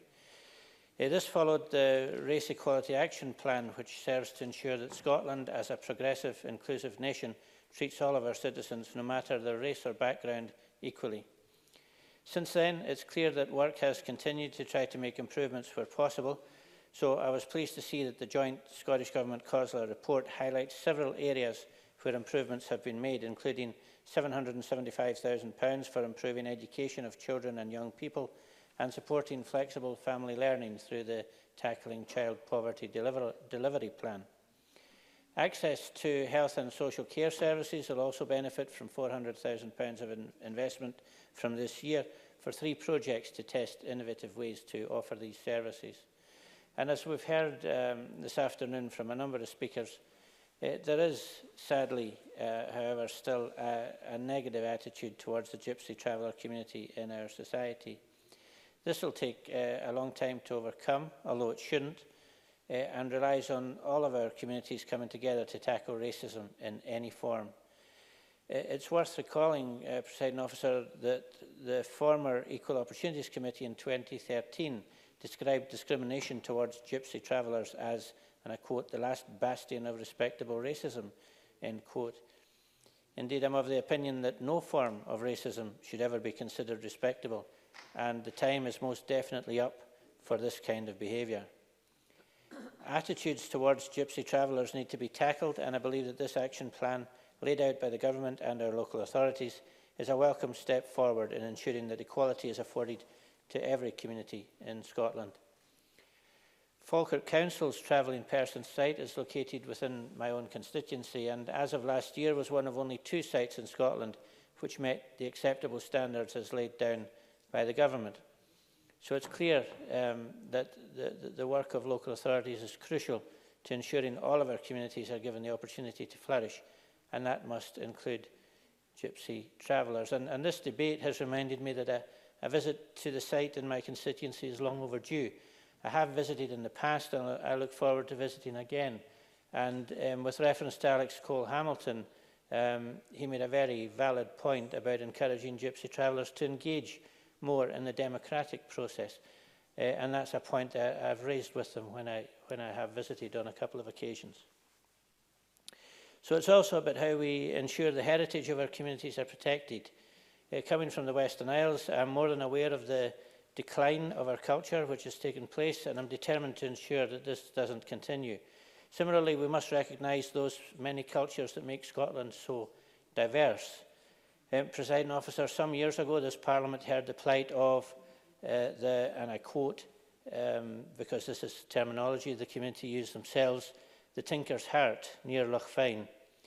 The pattern of quartz stone laid out in a heart shape is thought to be more than 250 years old and has been used by generations of Scottish travellers as a wedding place and for children to be blessed. It was in danger of being lost due to years of cattle grazing and disregard by a wealthy landowner. However, it's because of the determination of Jess Smith and her petition through the Public Petitions Committee that the Tinker's Heart is now designated a monument of national importance and stands as a reminder of the Gypsy Traveller community's contribution to Scotland's rich cultural heritage. Taking steps to recognise the travelling communities as part of Scotland's cultural heritage and diversity is an important section of the path to equality.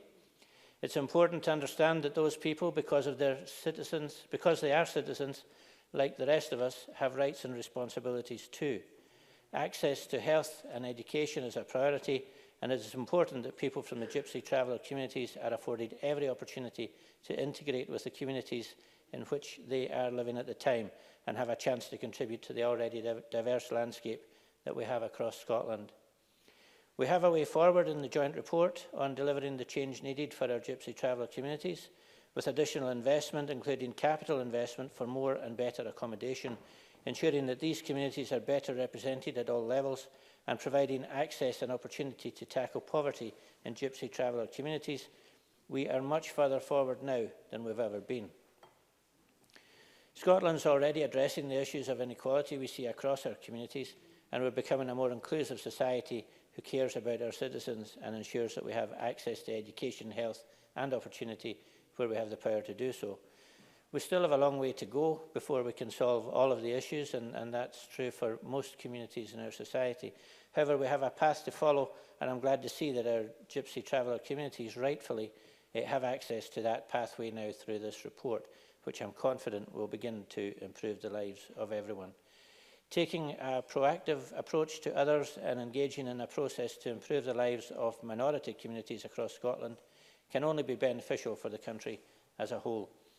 We recognise that our Gypsy Traveller communities are as much a part of our society as other minority communities, and we must ensure that as a nation we're taking all the necessary steps to improve their lives, just as we're taking the necessary steps to improve the lives of all our citizens.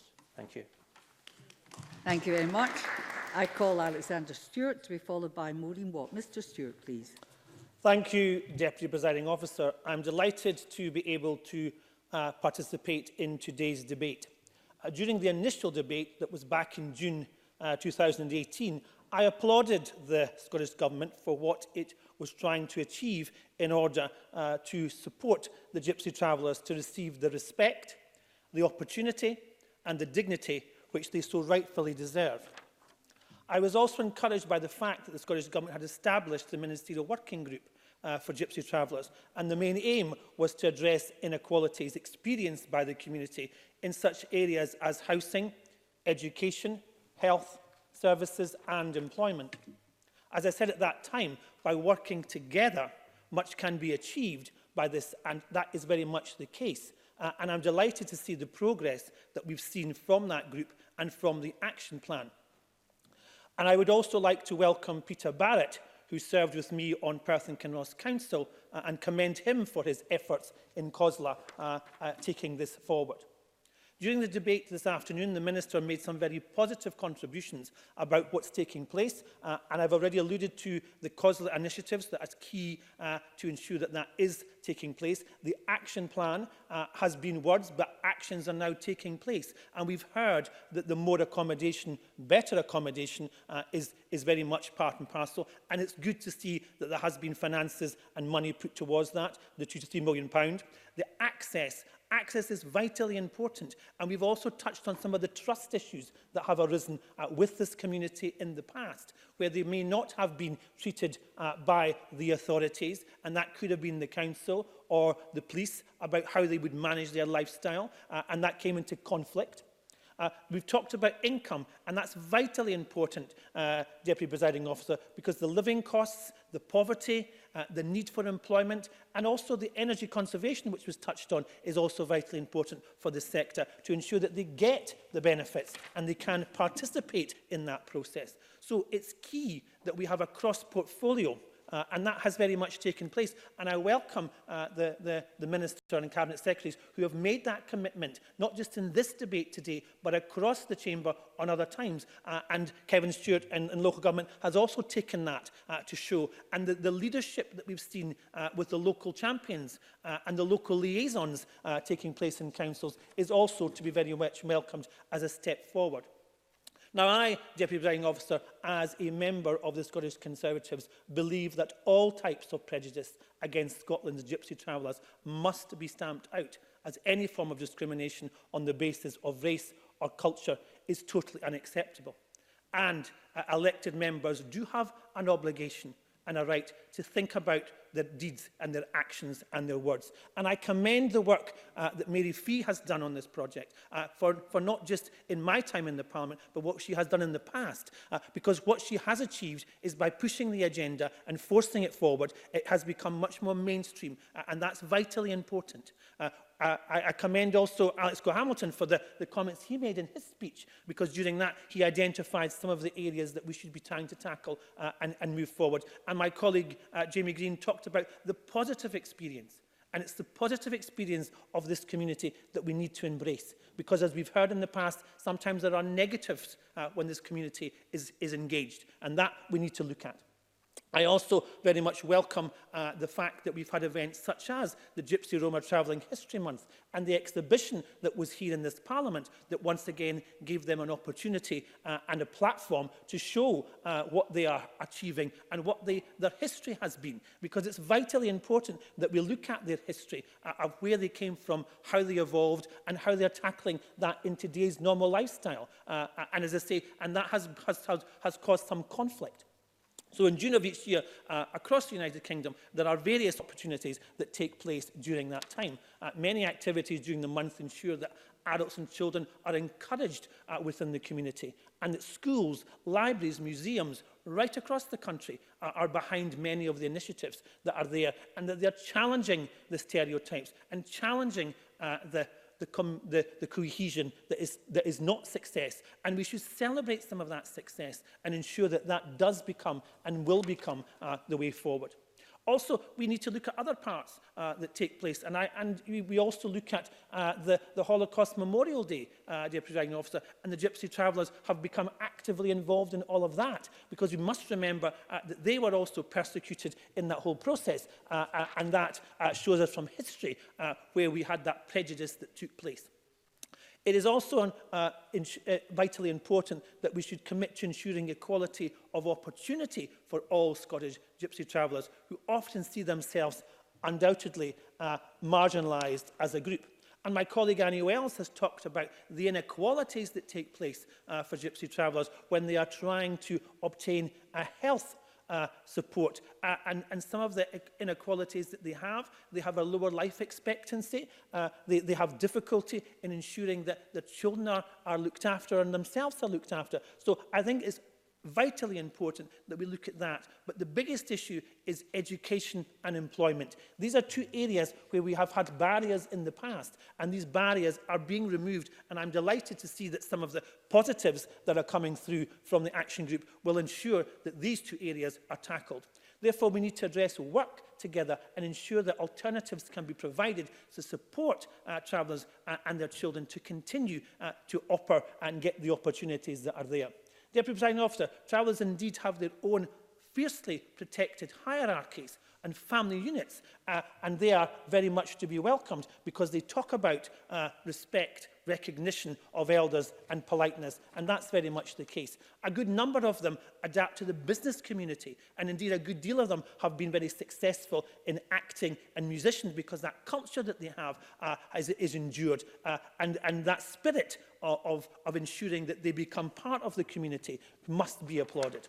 So in conclusion, Deputy Presiding Officer, the Gypsy Travellers community make a contribution socially and culturally, and that should be recognised in Scotland, and we must do all we can to improve their health and social outcomes. Protect their rights, protect the way of their life, because to add to the culture, and it does add to our culture and our diversity in Scotland, and we should all be proud of what they have achieved and continue to achieve and protect it. Thank you. Thank you very much.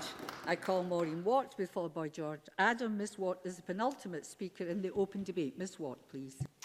Thank you, Presiding Officer. And I too am pleased to be taking part in this debate. I've several times in the past taken part in debates in Scotland's Gypsy Travelers because as a farmer's daughter, I often met travellers as a young child. There was always a camp at some point during the summer in a small wood opposite our farm, and we could see they arrived when there was a small plume of smoke coming up, and we always liked to go and see exactly what the yurt looked like. It's ironic that these days it's all in to have a holiday in a yurt or a gypsy caravan. I wonder if some people see the irony in that. And I was always pleased when they came to visit our house because my mum sent me to clear out all the old clothes that no longer fitted while she prepared some food for them. So my experience was always positive. Minister, can I very much welcome this action plan from the Scottish Government, and can I also add my thanks to Mary Fee, who has consistently and persistently fought for a better deal for Gypsy Travellers.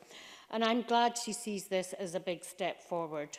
I'm pleased that the action plan is jointly with COSLA, and I hope the plans will be made available and read by all councillors in every single council. It's worth highlighting that the term Gypsy Traveller refers to distinct groups such as Roma, Romani Gypsies, and Scottish and Irish travellers who consider the travelling lifestyle part of their ethnicity.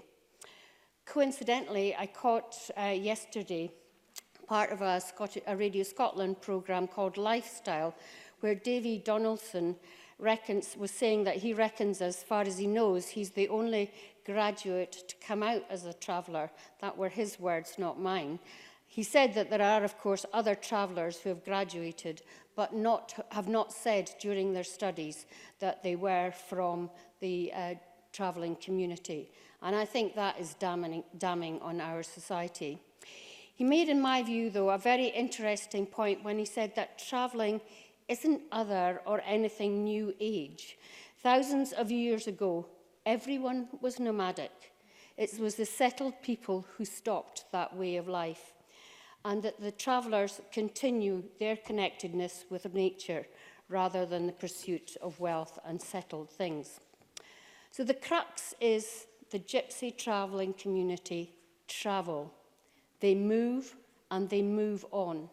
Some travel all year round, but very many have homes, as many in my old council ward in Northfield did when I served on Grampian Regional Council. So, Minister, given Gypsy travellers are a distinct racial group within our society, is it not time that this discrimination stopped once and for all, and that the media especially have a duty to call it out rather than fuel it? Mary Fee, I think, was very understanding and generous when she said it's lack of understanding, but I think it's racism. And I do welcome the plan, but this is not to say that nothing has been happening up till now. There has been lots of work with local government on minimum standards having been set for public sector sites, and there has been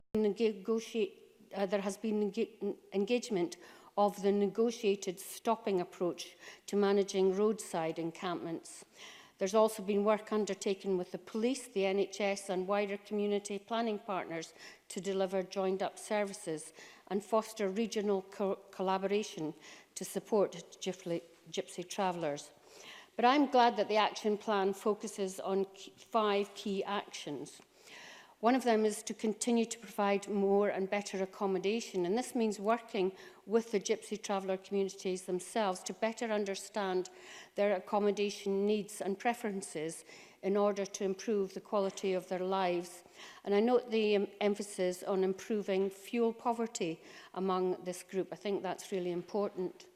Many participants in the debate have talked about access to public services, which is based on producing clear, accessible and appropriate information on rights and entitlements. And one of the best ways we've seen is recruiting and supporting advocates on health and education and other services from within the community, which is done, I believe, in other countries perhaps better, and I hope we can learn from what other countries are doing. I note an emphasis on exploring the barriers to the uptake of early learning and childcare with a view to increase the uptake on this, and I think we all know the importance of this, so that when they start primary school, Gypsy Travelers do not start with a disadvantage. I believe that there's huge progress can be made with the enhancement of online learning that can be transformative in the Gypsy Travellers community's access to learning resources. Another key area is maximising family incomes, addressing financial exclusion and improving opportunities for quality employment. This means Social Security Scotland providing the best possible service to Gypsy Travellers communities, that this community has the same access to advice and guidance from Skills Development Scotland and programmes including Scotland's Enterprising School, because many Gypsy Travellers are nothing if not enterprising. I note there is specific reference to ensuring access to free sanitary products and working with Gypsy Traveller communities to develop a community larder project. They are not excluded from these needs as the rest of us are. All this requires one of the other action plans, which is to improve Gypsy Travellers' representation, to strengthen community development and engagement, improve their involvement in decision-making and support a national Gypsy Traveller movement for change. Perhaps the Minister could say in her closing remarks what she means by this movement for change. But in my closing, I come back to the action to tackle racism and discrimination, promote Gypsy Traveller rights and provide leadership to challenge racism and discrimination. Can I welcome Jamie Green's speech, and I hope he speaks for all his party in Scotland, at least. It is about training, and I wonder if councils will think about running training programmes with community councils, whose members are often asked to comment when a group sets up in their patch. We must recognise the value of Gypsy Traveller history and culture.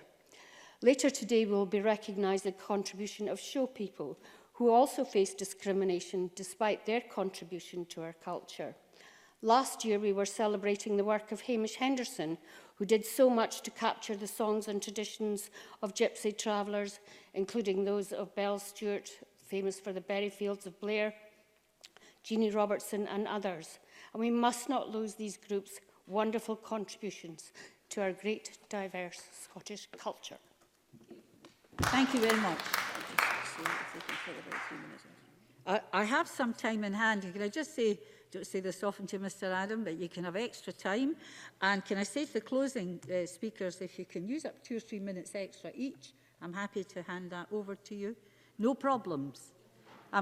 See, ask a politician if they can speak for longer. The answer is always yes. Mr Adams. Thank you, Presiding Officer. So I won't set my stopwatch like I normally do then. But I'm pleased to speak in this debate for a number of reasons, because during my lifetime there has been a positive change towards society's attitudes towards and the language used regarding Gypsy Travellers and the community. But there's still problems and there's still prejudice out there, and that's embarrassing. It's embarrassing in a country in the 21st century that some believe that Gypsy Travellers can still be spoken of in a certain way. And it's even more embarrassing for me because my sister Jennifer married a man from a traveller background, and when it becomes one of your own, you take it extremely personally as well, because, you know, once you're in the Adam family, we just don't let you go. And it's, but I hear his worries. Jason, my brother-in-law, is self-employed, and I hear his worried about me not talking about this publicly because it might affect his business. People might know his background and it might affect his business. Contracts that he's doing that are worth thousands of pounds, they might no longer trust him. Now, that's embarrassing. That's embarrassing that we still have these attitudes in Scotland just now. And I hear how, well, not so much my niece because she's too young, but my nephew, how he actually is very clever in the way that he's proud about his background, but he's very careful when he talks to people about what his background is.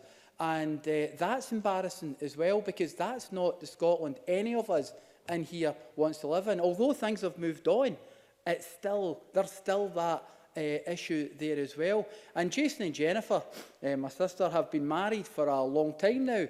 But until Jason was, as I've said, one of our own, this was never a major issue for me, because it doesn't really affect you, your day-to-day life. And Paisley, as a MSP, it's not something that comes to my door every single day. But, you know, the publication of the Scottish Government and COSLA's action plan shows that we have a way forward for improving the lives of Scotland's Gypsy Travellers, because this is the most important part of this whole debate, Presiding Officer. It's changing lives for the better, changing lives and making sure that Scotland, regardless of what background you come from, you're given the opportunity and ability to be all you can be. And one of the reports that the Scottish Government already have mentioned is the fact that Gypsy Travellers are often missed out on improvements, and the majority of people and communities across Scotland have enjoyed, as well as seeing their traditional lifestyle eroded. Our Gypsy Traveller communities experience poorer outcomes in terms of living standards, education, health and employment. Now, Jason, my brother-in-law, may be self-employed now, but he left school at 12. And nobody bothered. Nobody chased him up. Nobody tried to see why this young man wasn't coming to school anymore. He went out to work, and now, yes, things have worked out for the best for him. But what we're trying to do here, and what the Scottish Government is trying to do, is make sure that never, ever happens again. Well, that's a generation ago. That's in the past. But we have to make sure that that never, ever happens again in Scotland. And there's no place for prejudice towards our Gypsy Traveller communities, because this was mentioned in the Scottish Government's commissioned research on attitudes to discrimination and the positive action published in September 2016, which found that while prejudice across a range of protected characteristics had fallen, there was still a relatively high level of prejudice towards some groups, including Gypsy Travellers. And as I've said already, I'm already too aware of how that's happened. My sister Jennifer is a councillor in Renfrewshire, and she wants to talk about it all the time, because we must talk about it to make sure that people hear what is actually happening out there. So she wants to talk about it, but Jason doesn't want to talk about it, because as a self-employed man who's looking after his family and making sure they've got a roof over their head and they can move forward with their life, he worries about public knowledge might do to his business. And that's just not right. This man goes about his business like anyone else. He pays his bills, he pays his taxes just like any other business person. But he sees his background as a problem. And unusually, when you look at the way his background has been, you know, his mum, Bella, is an incredible woman who managed to bring up 7 boys on her own. And run the family business after her husband died in a horrific car accident.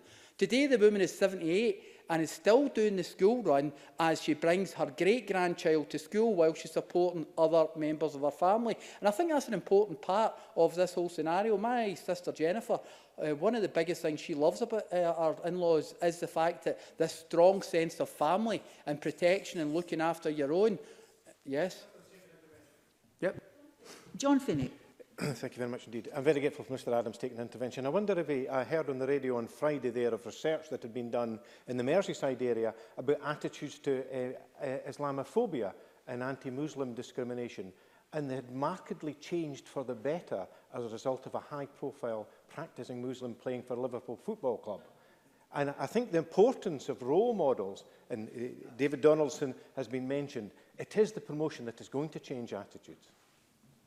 George Adam. I think you're 100% correct. Football, as an example, is a perfect medium for people to see role models. But I think a form of role models, whether it be people involved in the community, whether it be, as both Alec Rowley and David Torrance talked about, an active community council where people are actually making their community better, whether it be these types of tenants organisations or whether it be a professional football player, I think that does change people's attitudes. And one of the things that I would say about Bella and the family, I would say he was a lucky man to have a family that was like that, because, you know, he inherited his mother's work ethic, and she's not stopped. And this is the complete opposite of what some in society's belief and attitudes are towards those that come from a Gypsy Traveller background. This is the polar opposite of what some actually believe. And I would say when you're looking at these stereotypes, they're not for me, but I would make the argument, God bless my own father, who's no longer with us, but he was self-employed as well. I would say that Jason probably had a more settled childhood than I had myself. Now, I'm not complaining. I am who I am, and I've moved on with all that. But I would argue that he had, ironically, a more settled upbringing than I did because of the love and the fact that the family stuck together through absolutely everything. But the plan the Scottish Government has before us inherits the 5 key areas to focus on, and I've already gone through some of them, my colleagues have as well. But maximising household incomes is one, tackling racism and discrimination, strengthening community development and engagement, which is an extremely important one, because if you're going to change communities' ideals about something, you're going to have to make sure they're engaging with that community. So, Presiding Officer, we all want to ensure that Scotland is a great country for everyone to live in, regardless of your background, where you come from, your personal beliefs or anything else. That's what I want, but in this issue I might be a bit biased because I've seen how Jason's family and Jason has become. My family has married in to this culture, and we can see the advantages from these individuals. So in modern Scotland, we cannot allow this type of prejudice to continue in any form. We must embrace the ethnicity and backgrounds of all Scots as we move on to create the type of Scotland we all want to live in. Thank you very much, Mr Adam. I call on the fee to close for Labour up to 10 minutes, please. You have 10 minutes. Thank you, Presiding Officer, and it gives me real pleasure to speak once again and close for Scottish Labour in this debate on improving the lives of Gypsy Travellers. And the debate this afternoon has been an informative and a consensual debate, and in some occasions it was fairly convivial. And it's been a debate where all of us have made a commitment to improve the lives of a group of people that need our support, our backing and our understanding. And we've heard that this debate is fundamentally a human rights issue, and I wholeheartedly agree with that. And history and culture has been a kind of running theme through this afternoon's debate. And we heard from John Finney, who is a long-standing supporter and advocate for Gypsy Traveller rights. And John Finney spoke of the Roma community across Europe and the significant issues that that community face given the changing political dynamic. And Alex Cole-Hamilton also spoke of Roma history. And he recalled comments from Seamus McPhee when he said that Gypsy Travellers are absent from history. David Torrance also spoke of the heritage and culture and the importance of celebrating that history and culture.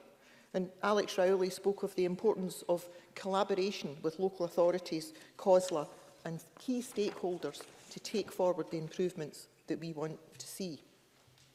And Fulton McGregor rightly reminded us of some of the statistics from the Social Attitudes Survey and spoke of the criminalisation of Gypsy Travellers by the Conservative government. And I was particularly pleased to hear the comments by Jamie Green in his contribution, who spoke of his respect for the Gypsy Traveller community and his commitment to call out discrimination against that community. And it was a point that was also made by Alexander Stewart, who also very importantly reminded us of the persecution of the Roma and Gypsy Traveller community during the Holocaust. And that is something that I think we need to keep reminding people. The mass persecution of Gypsies and Romas during the Holocaust was appalling. Maureen Watt spoke of her fond memories as a child on her farm and the welcome her family gave to Gypsy Travellers. And I was struck by what she said about the differences many, many years ago. People celebrated and looked forward to living in a gypsy caravan on a yurt. And things have changed. We're back to celebrating that, but only for particular groups of people. It's all right for us to go on holiday in a yurt, but it's not all right for Gypsy Travellers to remain there. George Adams spoke in very personal terms of the discrimination that Gypsy Travellers face every single day and the perception of how they are viewed by other people. And as I said in my earlier contribution, Gypsy Travellers have a long and a very vibrant history in Scotland. However, it is a history that has not always been easy for them. And like other minority groups, they have faced substantial barriers and discrimination to lead the lives that the rest of us all take for granted. And that's why it is essential that we have this debate to discuss the action plan, which has been agreed between the Scottish Government and COSLA. And it's been an opportunity for us to raise other issues, such as some of the issues that I have raised and others during this debate have raised. And the action plan has a series of very admirable and very achievable actions. But we have to remember that they will not fix or correct the errors of the past. Because the errors of the past cannot be fixed. We cannot wipe away what has happened to the Gypsy Traveller community over the last few years. But what we can do is improve it and give a commitment that we will continue to improve it and we will never again go back to the situation that currently exists. And it's very important that as we go forward with this plan, that we remember and celebrate the history and the culture of Gypsy Travellers. We cannot forget the wealth and the experience that they bring to our culture. Well, Ms. Fee-White. Absolutely. Minister Kevin Stewart. Officer, I too would like to pay tribute to Mary Fee for all of her efforts on this particular issue. Oh yes, it's and we've talked. It wasn't to start with. Thank you. Sorry, we've talked a lot today about the history and culture that Gypsy Traveller communities have brought to our country, but there's also the international aspect. And I've said this before in the Chamber, and I don't make an apology for saying it again. Ms Watt mentioned in her speech Jeannie Robertson. Jeannie Robertson was one of the major influencers on Bob Dylan, who is one of the greatest ever artists in the globe. And I think we should recognise that Jeannie Robertson, a North-East Gypsy Traveller, gave that man what was required to build that career, that songbook. And we should also look at other artists in the United States and other places who have paid tribute to Jeannie Robertson and other Gypsy Travellers who have done so much to make our world as musical as it is. Well, there you go, Ms. Fee. Take it from there. Thank you for that intervention. And I have to say there is very little I can add apart from agreeing absolutely with every single thing that you said. There are many, many Gypsy Travellers that have influenced our music, our culture, our traditions and our storytelling. And we should take every single opportunity to celebrate that experience and that wealth of knowledge that they bring. And it was crucial, to go back to the action plan, it was crucial that the action plan was developed with input from the Gypsy Traveller community. And it will take every sector to work together to meet the aims of improving lives. But that would be made more difficult without the cooperation of the Gypsy Travellers themselves. And the action plan offers a list of actions taken so far by the Scottish Government and by COSLA. And I want to commend them for these actions, as it takes leadership at both national and at local level to advance the rights of Gypsy Travellers and end the discrimination that they have faced. And, Presiding Officer, the action plan has 5 key areas of focus to deliver better outcomes for Gypsy Traveller communities. And these areas focus on accommodation, access to public services, economic opportunities, racism and discrimination, and Gypsy Traveller representation. And I believe that the most urgent and pressing matter is to tackle the racism and discrimination faced by Gypsy Travellers, as the other areas are easier achieved when the barriers of discrimination have been removed.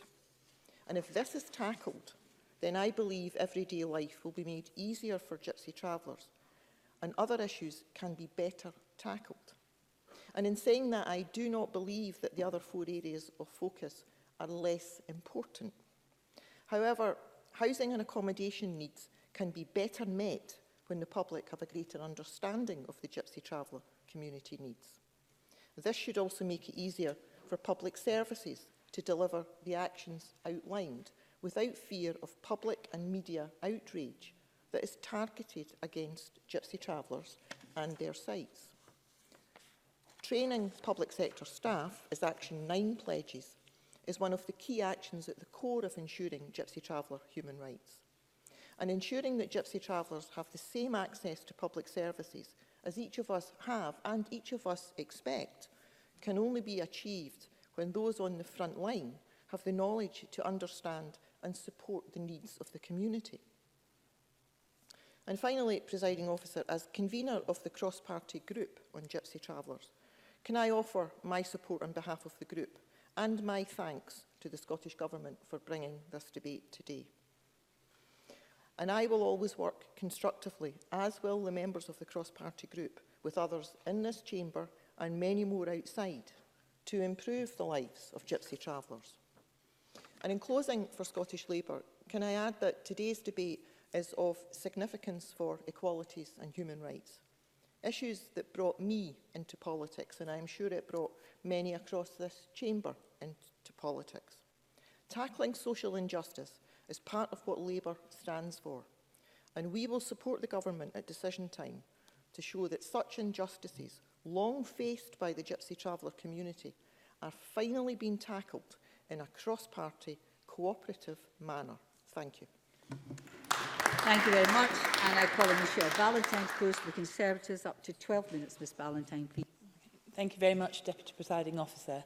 I am pleased to be closing for the Scottish Conservatives Day, and I would echo Mary Fee's comment that it is good to see that we have had quite a consensual debate on what is a really important subject and really does impact on people's lives if we get it wrong.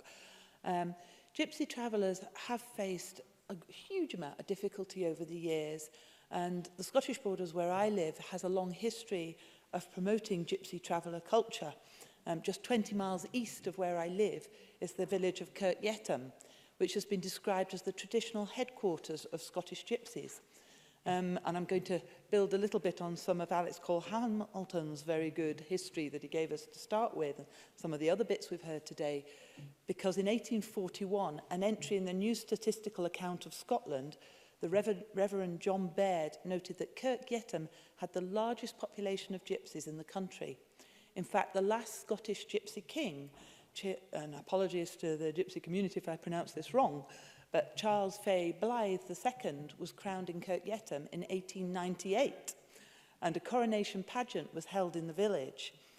So, Deputy Presiding Officer, it is important that we represent this cultural heritage and take seriously our duty to ensure that these communities are helped in a way that recognises and supports their traditional way of life.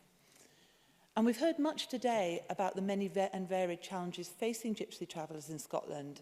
And my colleague Annie Wells opened by presenting a summary of some of the worrying statistics. And she mentioned, as did many others this afternoon, that the Scottish Human Rights Commission has described discrimination against Gypsy Travellers as the last bastion of acceptable racism. Well, as has been echoed again and again today, no racism is actually acceptable. But it does when it is directed against particularly our gypsy communities, and it drives the community's difficulty in accessing a range of services.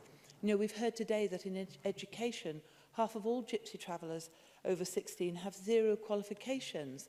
And I do welcome the government's recognition that this is a key area that needs to be addressed if they are to compete successfully within the world that we've now built. And healthcare, where evidence has shown that gypsy travellers will journey over 300 miles to see a GP that they trust. It is difficult for sometimes for them to engage in our communities on an equal basis. And I do think that the health cards that the Minister talked about today and highlighted again really are contributing to addressing some of those difficulties. And I do hope that we make sure that everybody gets access to those and understands how to use them correctly. Where employment is concerned, I have seen some of the sort of unfair attitudes towards some of our gypsy travellers that contribute to the lowest rate of economic activity in the UK. And I think a lot can be done to ensure that employers do welcome them into their workplaces and don't reject them just on the basis that they belong to a travelling community. It is clear that projects that are being undertaken across the country, and we've heard quite a few today, are really important. And while more work needs to be done, it is good to hear that the government is linking with the Gypsy Traveller liaison officers in the local authorities, and that the progress on the actions through the action plan will be monitored, because I think that is so important. It's easy just to say we're going to do something, put it out there, and then just leave it and not actually track what is happening in response. My colleague Jamie Green spoke on the challenges of the discrimination that Gypsy Travellers face. And he talked, as did others, about the media perception of Gypsy Travellers, which is broadly negative, with only about 25% of news stories featuring positive comments. And, yeah, certainly. Minister. Yeah, thank you very much, Presiding Officer. Thank you for taking the intervention, and I welcome the comments from Jamie Green and others on the Conservative benches, including Michelle Ballantyne. They're just reinforcing that. I would like to ask her, because I do wish her well in her leadership campaign, it would be good to have another woman at the helm of a major party in this Parliament. However, if she is the new leader, will she take it upon herself to make sure that that discipline that we need to see, where we don't have, unfortunate or discriminatory comments made about the Gypsy Traveller community, is dealt with very effectively within our party, and I think she's able for it, but I would hope she would reconfirm today that she would do that. Michelle Ballantyne, I don't know if that helps having the Minister as part of your leadership campaign, but you've got it whether you like it or not. Well, we can put that up to debate and vote, can't we? But absolutely, Minister. I mean, I think you've heard the echo from my colleagues that have spoken today, that we would all agree that that's important. I mean, if we're going to change our culture, if we're going to change our society, we, have to make sure that we do speak positively and that we do use the right language, but we also have to be understanding of each other if we get it wrong and if we do make mistakes.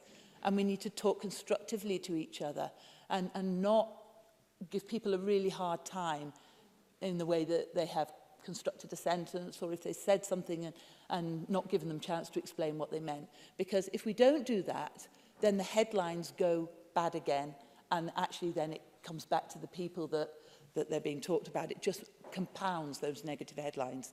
So we do need to get some of that right across the board, and it's something that we should all take on board. But actually, one of the big things that actually compounds some of these stories is the fact that most people's experience of Gypsy Traveller community actually does come solely through media representation. Very few people across Scotland actually get the opportunity to interact with these communities. And I very much echo Mr Green's clear message that we in Scotland must work together if we're going to tackle this challenge through that positive language and support. There is a responsibility in the press not to play into stereotypes and instead to seek to broaden the understanding of Gypsy Traveller culture, because it is very easy when a few people complain to have a big article that suggests that everybody has a problem. And as with most issues of discrimination, these prejudiced attitudes do stem from misinformation and a lack of understanding. And it absolutely is our duty as politicians who have a public platform, as well as the duty of anyone else in the public eye, to make sure that we all combat it together. To that end, the focus of the work done by Mary Fee and Angela Constant, and indeed the Minister, is extremely welcome and clearly has the backing of everybody in this chamber. It isn't helpful to criminalise people and to talk in that way. Communities really work better and operate better and get better cohesiveness if we work collaboratively rather than using the stick of enforcement when we don't need to. So we do need to ensure that we work with travelling communities to identify where they can go, rather than just constantly saying where they can't go. And we have to ensure that appropriate facilities are available when they do get there. And Alex Rowley spoke well of his own experiences of this issue and acknowledged that COSLA's involvement is essential because this does come down to local government. Alex Cole-Hamilton highlighted the issues of many sites that our travelling communities are directed to that are currently not safe or appropriate. And this is clearly an issue that will need to be addressed. I know in the Scottish Borders we have created a space, the council actually leased the space on Tweedside Caravan Park in Alethan, and we provide 10 caravan pitches with amenities for the exclusive use of Gypsy Travellers, and they have their own facilities surrounding that. And one pitch has actually even been fully enabled for a disabled occupant. And these are the sort of things that we need to make sure are available everywhere. I don't think we have enough of these, and we also have to take into account that the travelling community don't always want to be told where to go. So we've got to find that balance of providing pitches, but not be dictatorial in how they should behave and where they should stop and where they should stay and for how long. Alexander Stewart did talk very meaningfully about the oppressions faced by Gypsy travellers, and that was echoed by some other speakers as well. And he praised the celebration of the Gypsy Roma Traveller History Month. I mean, it is vital that we encourage communities to engage with and understand Gypsy traveller culture. And quite a few people, and the Minister just mentioned as well, how much they've contributed over the years to our society. And most people don't realise that. It's not been made explicit about where some of these cultures, words, music, etc. come from. I do particularly welcome the Scottish Government's commitment to supporting, and again, excuse my pronunciation, but Dikha He Nabista, Look and Don't Forget, the annual Roma Genocide Memorial event, because it is incredibly important that we don't let that slip away and that we make sure that we understand how much they suffered during the Holocaust. There are a few points in the extra time I've been given by the presiding officer that I would like to pick up. The Scottish Government's publication, Improving the Lives of Gypsy Travellers, mainly refers to gypsies and travellers, but explicit mention is also made of the Roma people. And while the relationships between the terms can become confusing, especially since the EU and other European bodies lump all the groups together under the name Roma, we shouldn't be bogged down by this taxonomy and should instead seek to understand the different challenges facing these quite distinct groups. These communities and their cultures have developed separately from one another. We should take care not to conflate them, as I think was mentioned earlier. But in 2019, a report by the Westminster Women and Equalities Committee made clear that the Roma people face some markedly different issues to Gypsy travellers. And one of those is that they're actually often are more settled, and they have moved into settled homes. But they do seem to have difficulty in navigating and understanding their rights as tenants. And I think it's really important that we ensure that they are equipped to actually make sure that their tenancies are robust and that they do know their rights and they understand what obligations their landlords have so that they can ensure their homes are well heated and safe for their families. And I believe the Scottish Government is engaging on some of that, and I would welcome that being underpinned, because that will have a massive knock-on effect for successive generations.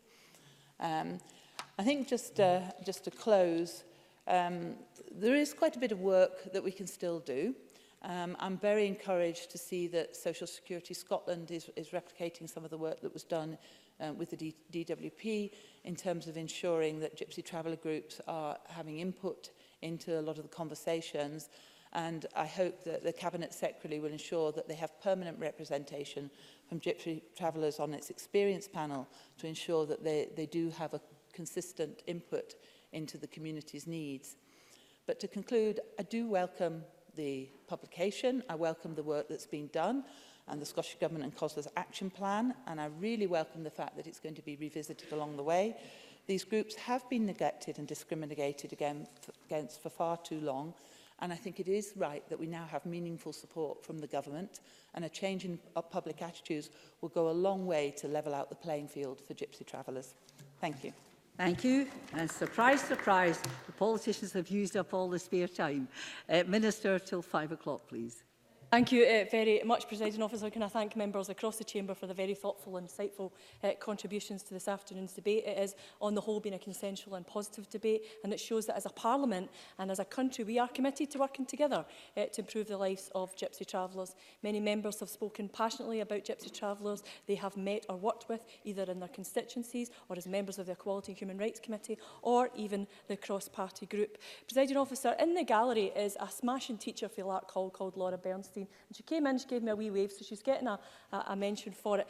Laura works with the South Lanarkshire Gypsy Traveller Education Group, and there was a comment made by George Adam about his brother-in-law who left school at 12. Laura has a great success in South Lanarkshire, because I think we're looking at now all young Gypsy Traveller children in that area attending school at high school level too. So that's the success of working together, and hopefully gives him a wee bit of hope in that.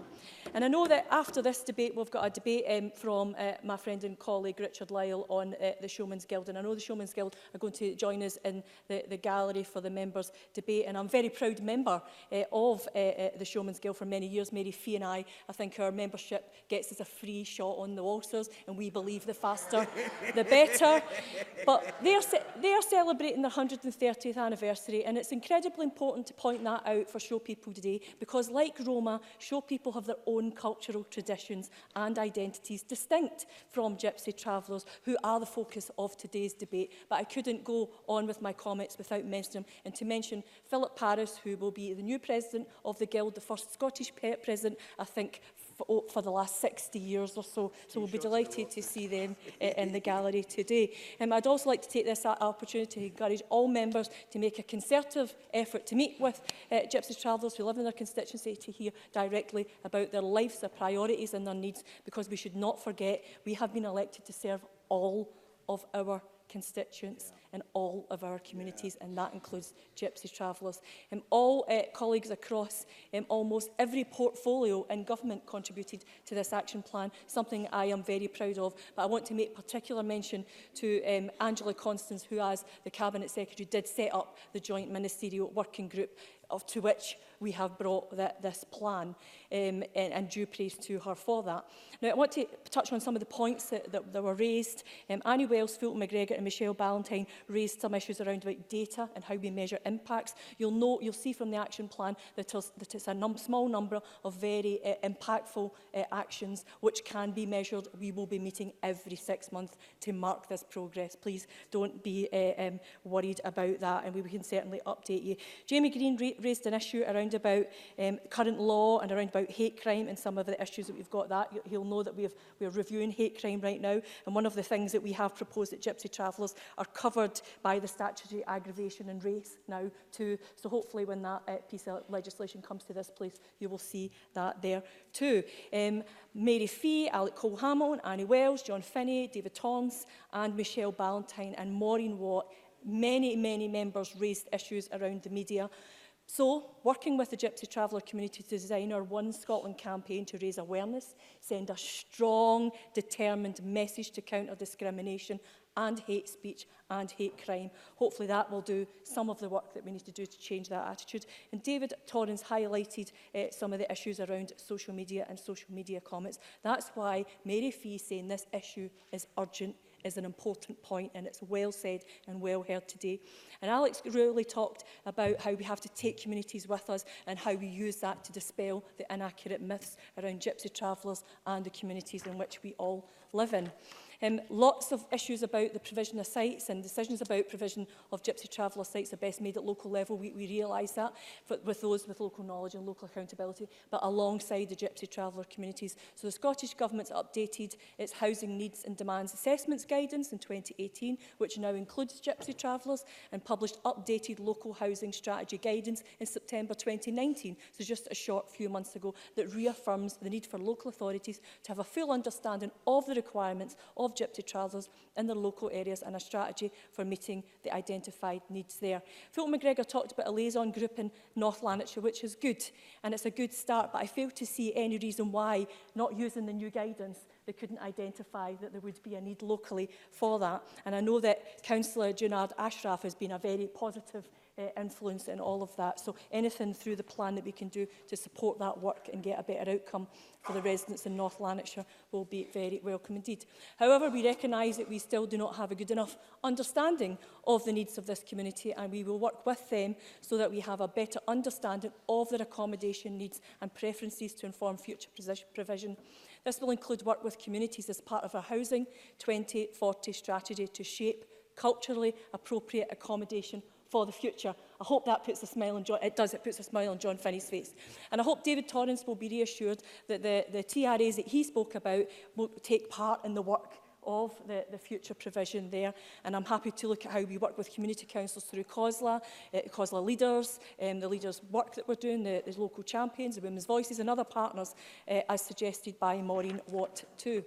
Now, one issue that John Finney raised and others have raised in the Chamber is about traditional stopping places, and the Scottish Government recognises the rights of Gypsy Traveller communities to a travelling lifestyle as part of their way of life, their tradition and their history. But we know that this is becoming increasingly difficult and that many stopping places are no longer accessible. But we are looking for solutions.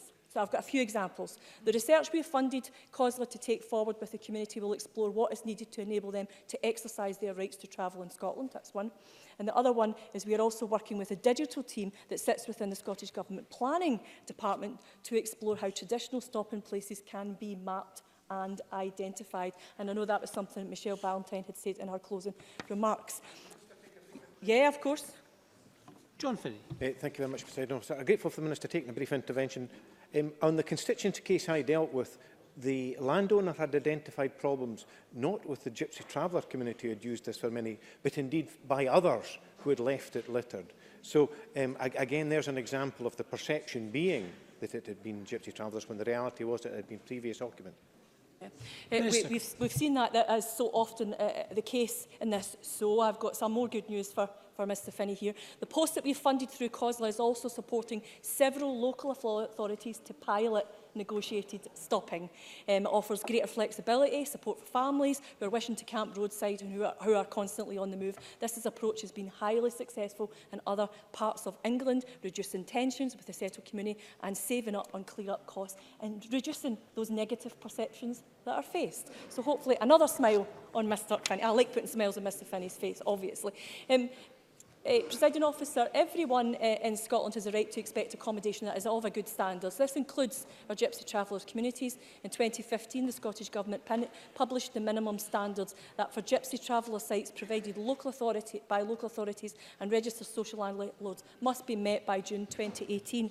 And Angus MacDonald and Alec Cole-Hamilton used some numbers in their the contributions that they made. But I'd like to tell them now that some of the numbers they're using are now very much out of date, and just about all of those sites are coming up to those standards, and we're working with them in order to do that. And any sites that are not currently achieving national standards are putting their plans in place and working to improve, and it's vital that they work with residents to do this. Can I, like Alec Rowley, pay tribute to John Mills, who has been a great inspiration for us, of Fife Council, and reassure Alec Rowley that the transfer of HRAs is something that we see as a very positive way to ensure that you can invest capital funds into upgrading or providing more Gypsy Traveller sites. And most importantly, treating Gypsy Travellers like any other council resident with the same rights as council residents too. And that's why we want to raise those minimum standards. We want a good quality of accommodation for all. A couple of people touched on fuel poverty, and I'd like to say, working alongside my colleague here, Kevin Stewart, that we're working very, very hard. Some of our programmes to improving living standards and reducing living costs, like heating, have been designed around people living in houses.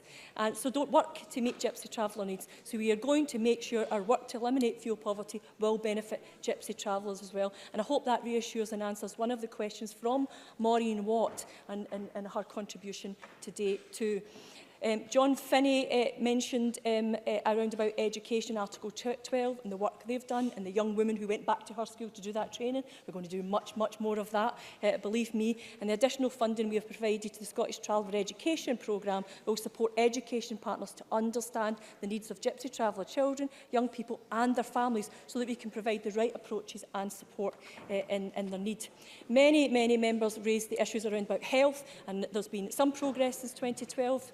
Committee into the inquiry into Gypsy Traveller health, for example, NHS e-learning, cultural awareness training and outreach work to take health services into the Gypsy Traveller community. One of the best things is that wee card, and I'm going to hold it up again because that wee card is fantastic in ensuring that people get the right to health. We've got so much more to do around about mental health, about life expectancy, about dealing with the stark health inequalities, but we're working incredibly hard with partners across the board to address all of those issues.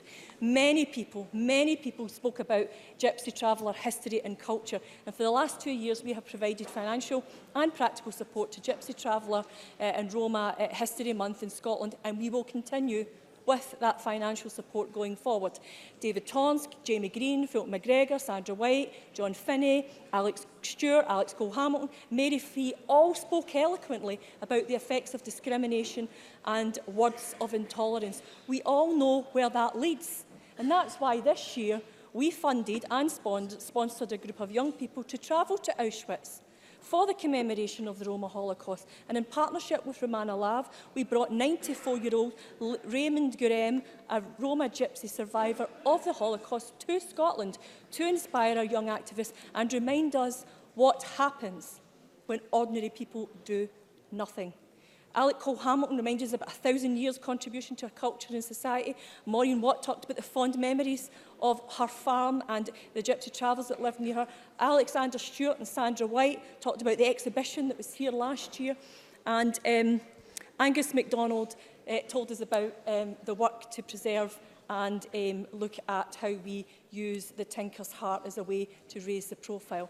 In June this year, you better all get your dancing shoes on, because in June this year, to mark Gypsy Roma Traveller History Month, the First Minister will host a reception in the Great Hall of Edinburgh Castle, giving our Gypsy Travellers the respect they rightfully deserve. A celebration of all of the cultural contributions we've heard from you all today. What made, Scotland's society or culture? Maybe some songs inspired by Jeannie Robertson, who knows? Or maybe some lore about the King of Yetholm and the work there as well. As well as paying tribute to Davy Donaldson, I really look forward to seeing Charlotte Donaldson in this chamber. Could you imagine Davy's tweet after that election about it being a great election for him and his family? Presiding Officer, there is so much more I want to say about all of this. Angus MacDonald linking this work to a race equality action plan is a point well made. George Adams says that when people being discriminated against are your family, you stand up for them in every way you can, and paying tribute to his own family. Sandra White reminded us of earlier reports of this Parliament's Equal Opportunities Committee. Mary Fee said the voices of Gypsy Travellers need to be heard. Hopefully through us, we have spoken about them today.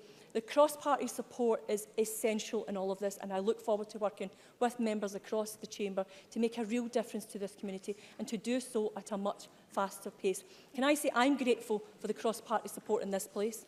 I'm also grateful for the cross-party challenges that you bring me in this place. And Alec Cole-Hamilton said something that I really struck home with. He said that in the 16th century, I think, 17th century, that Scotland was a safe harbour. I want this nation to be a safe place. And Mary Fee said she's looking for real and lasting change. Hopefully, we're on our way. Thank you.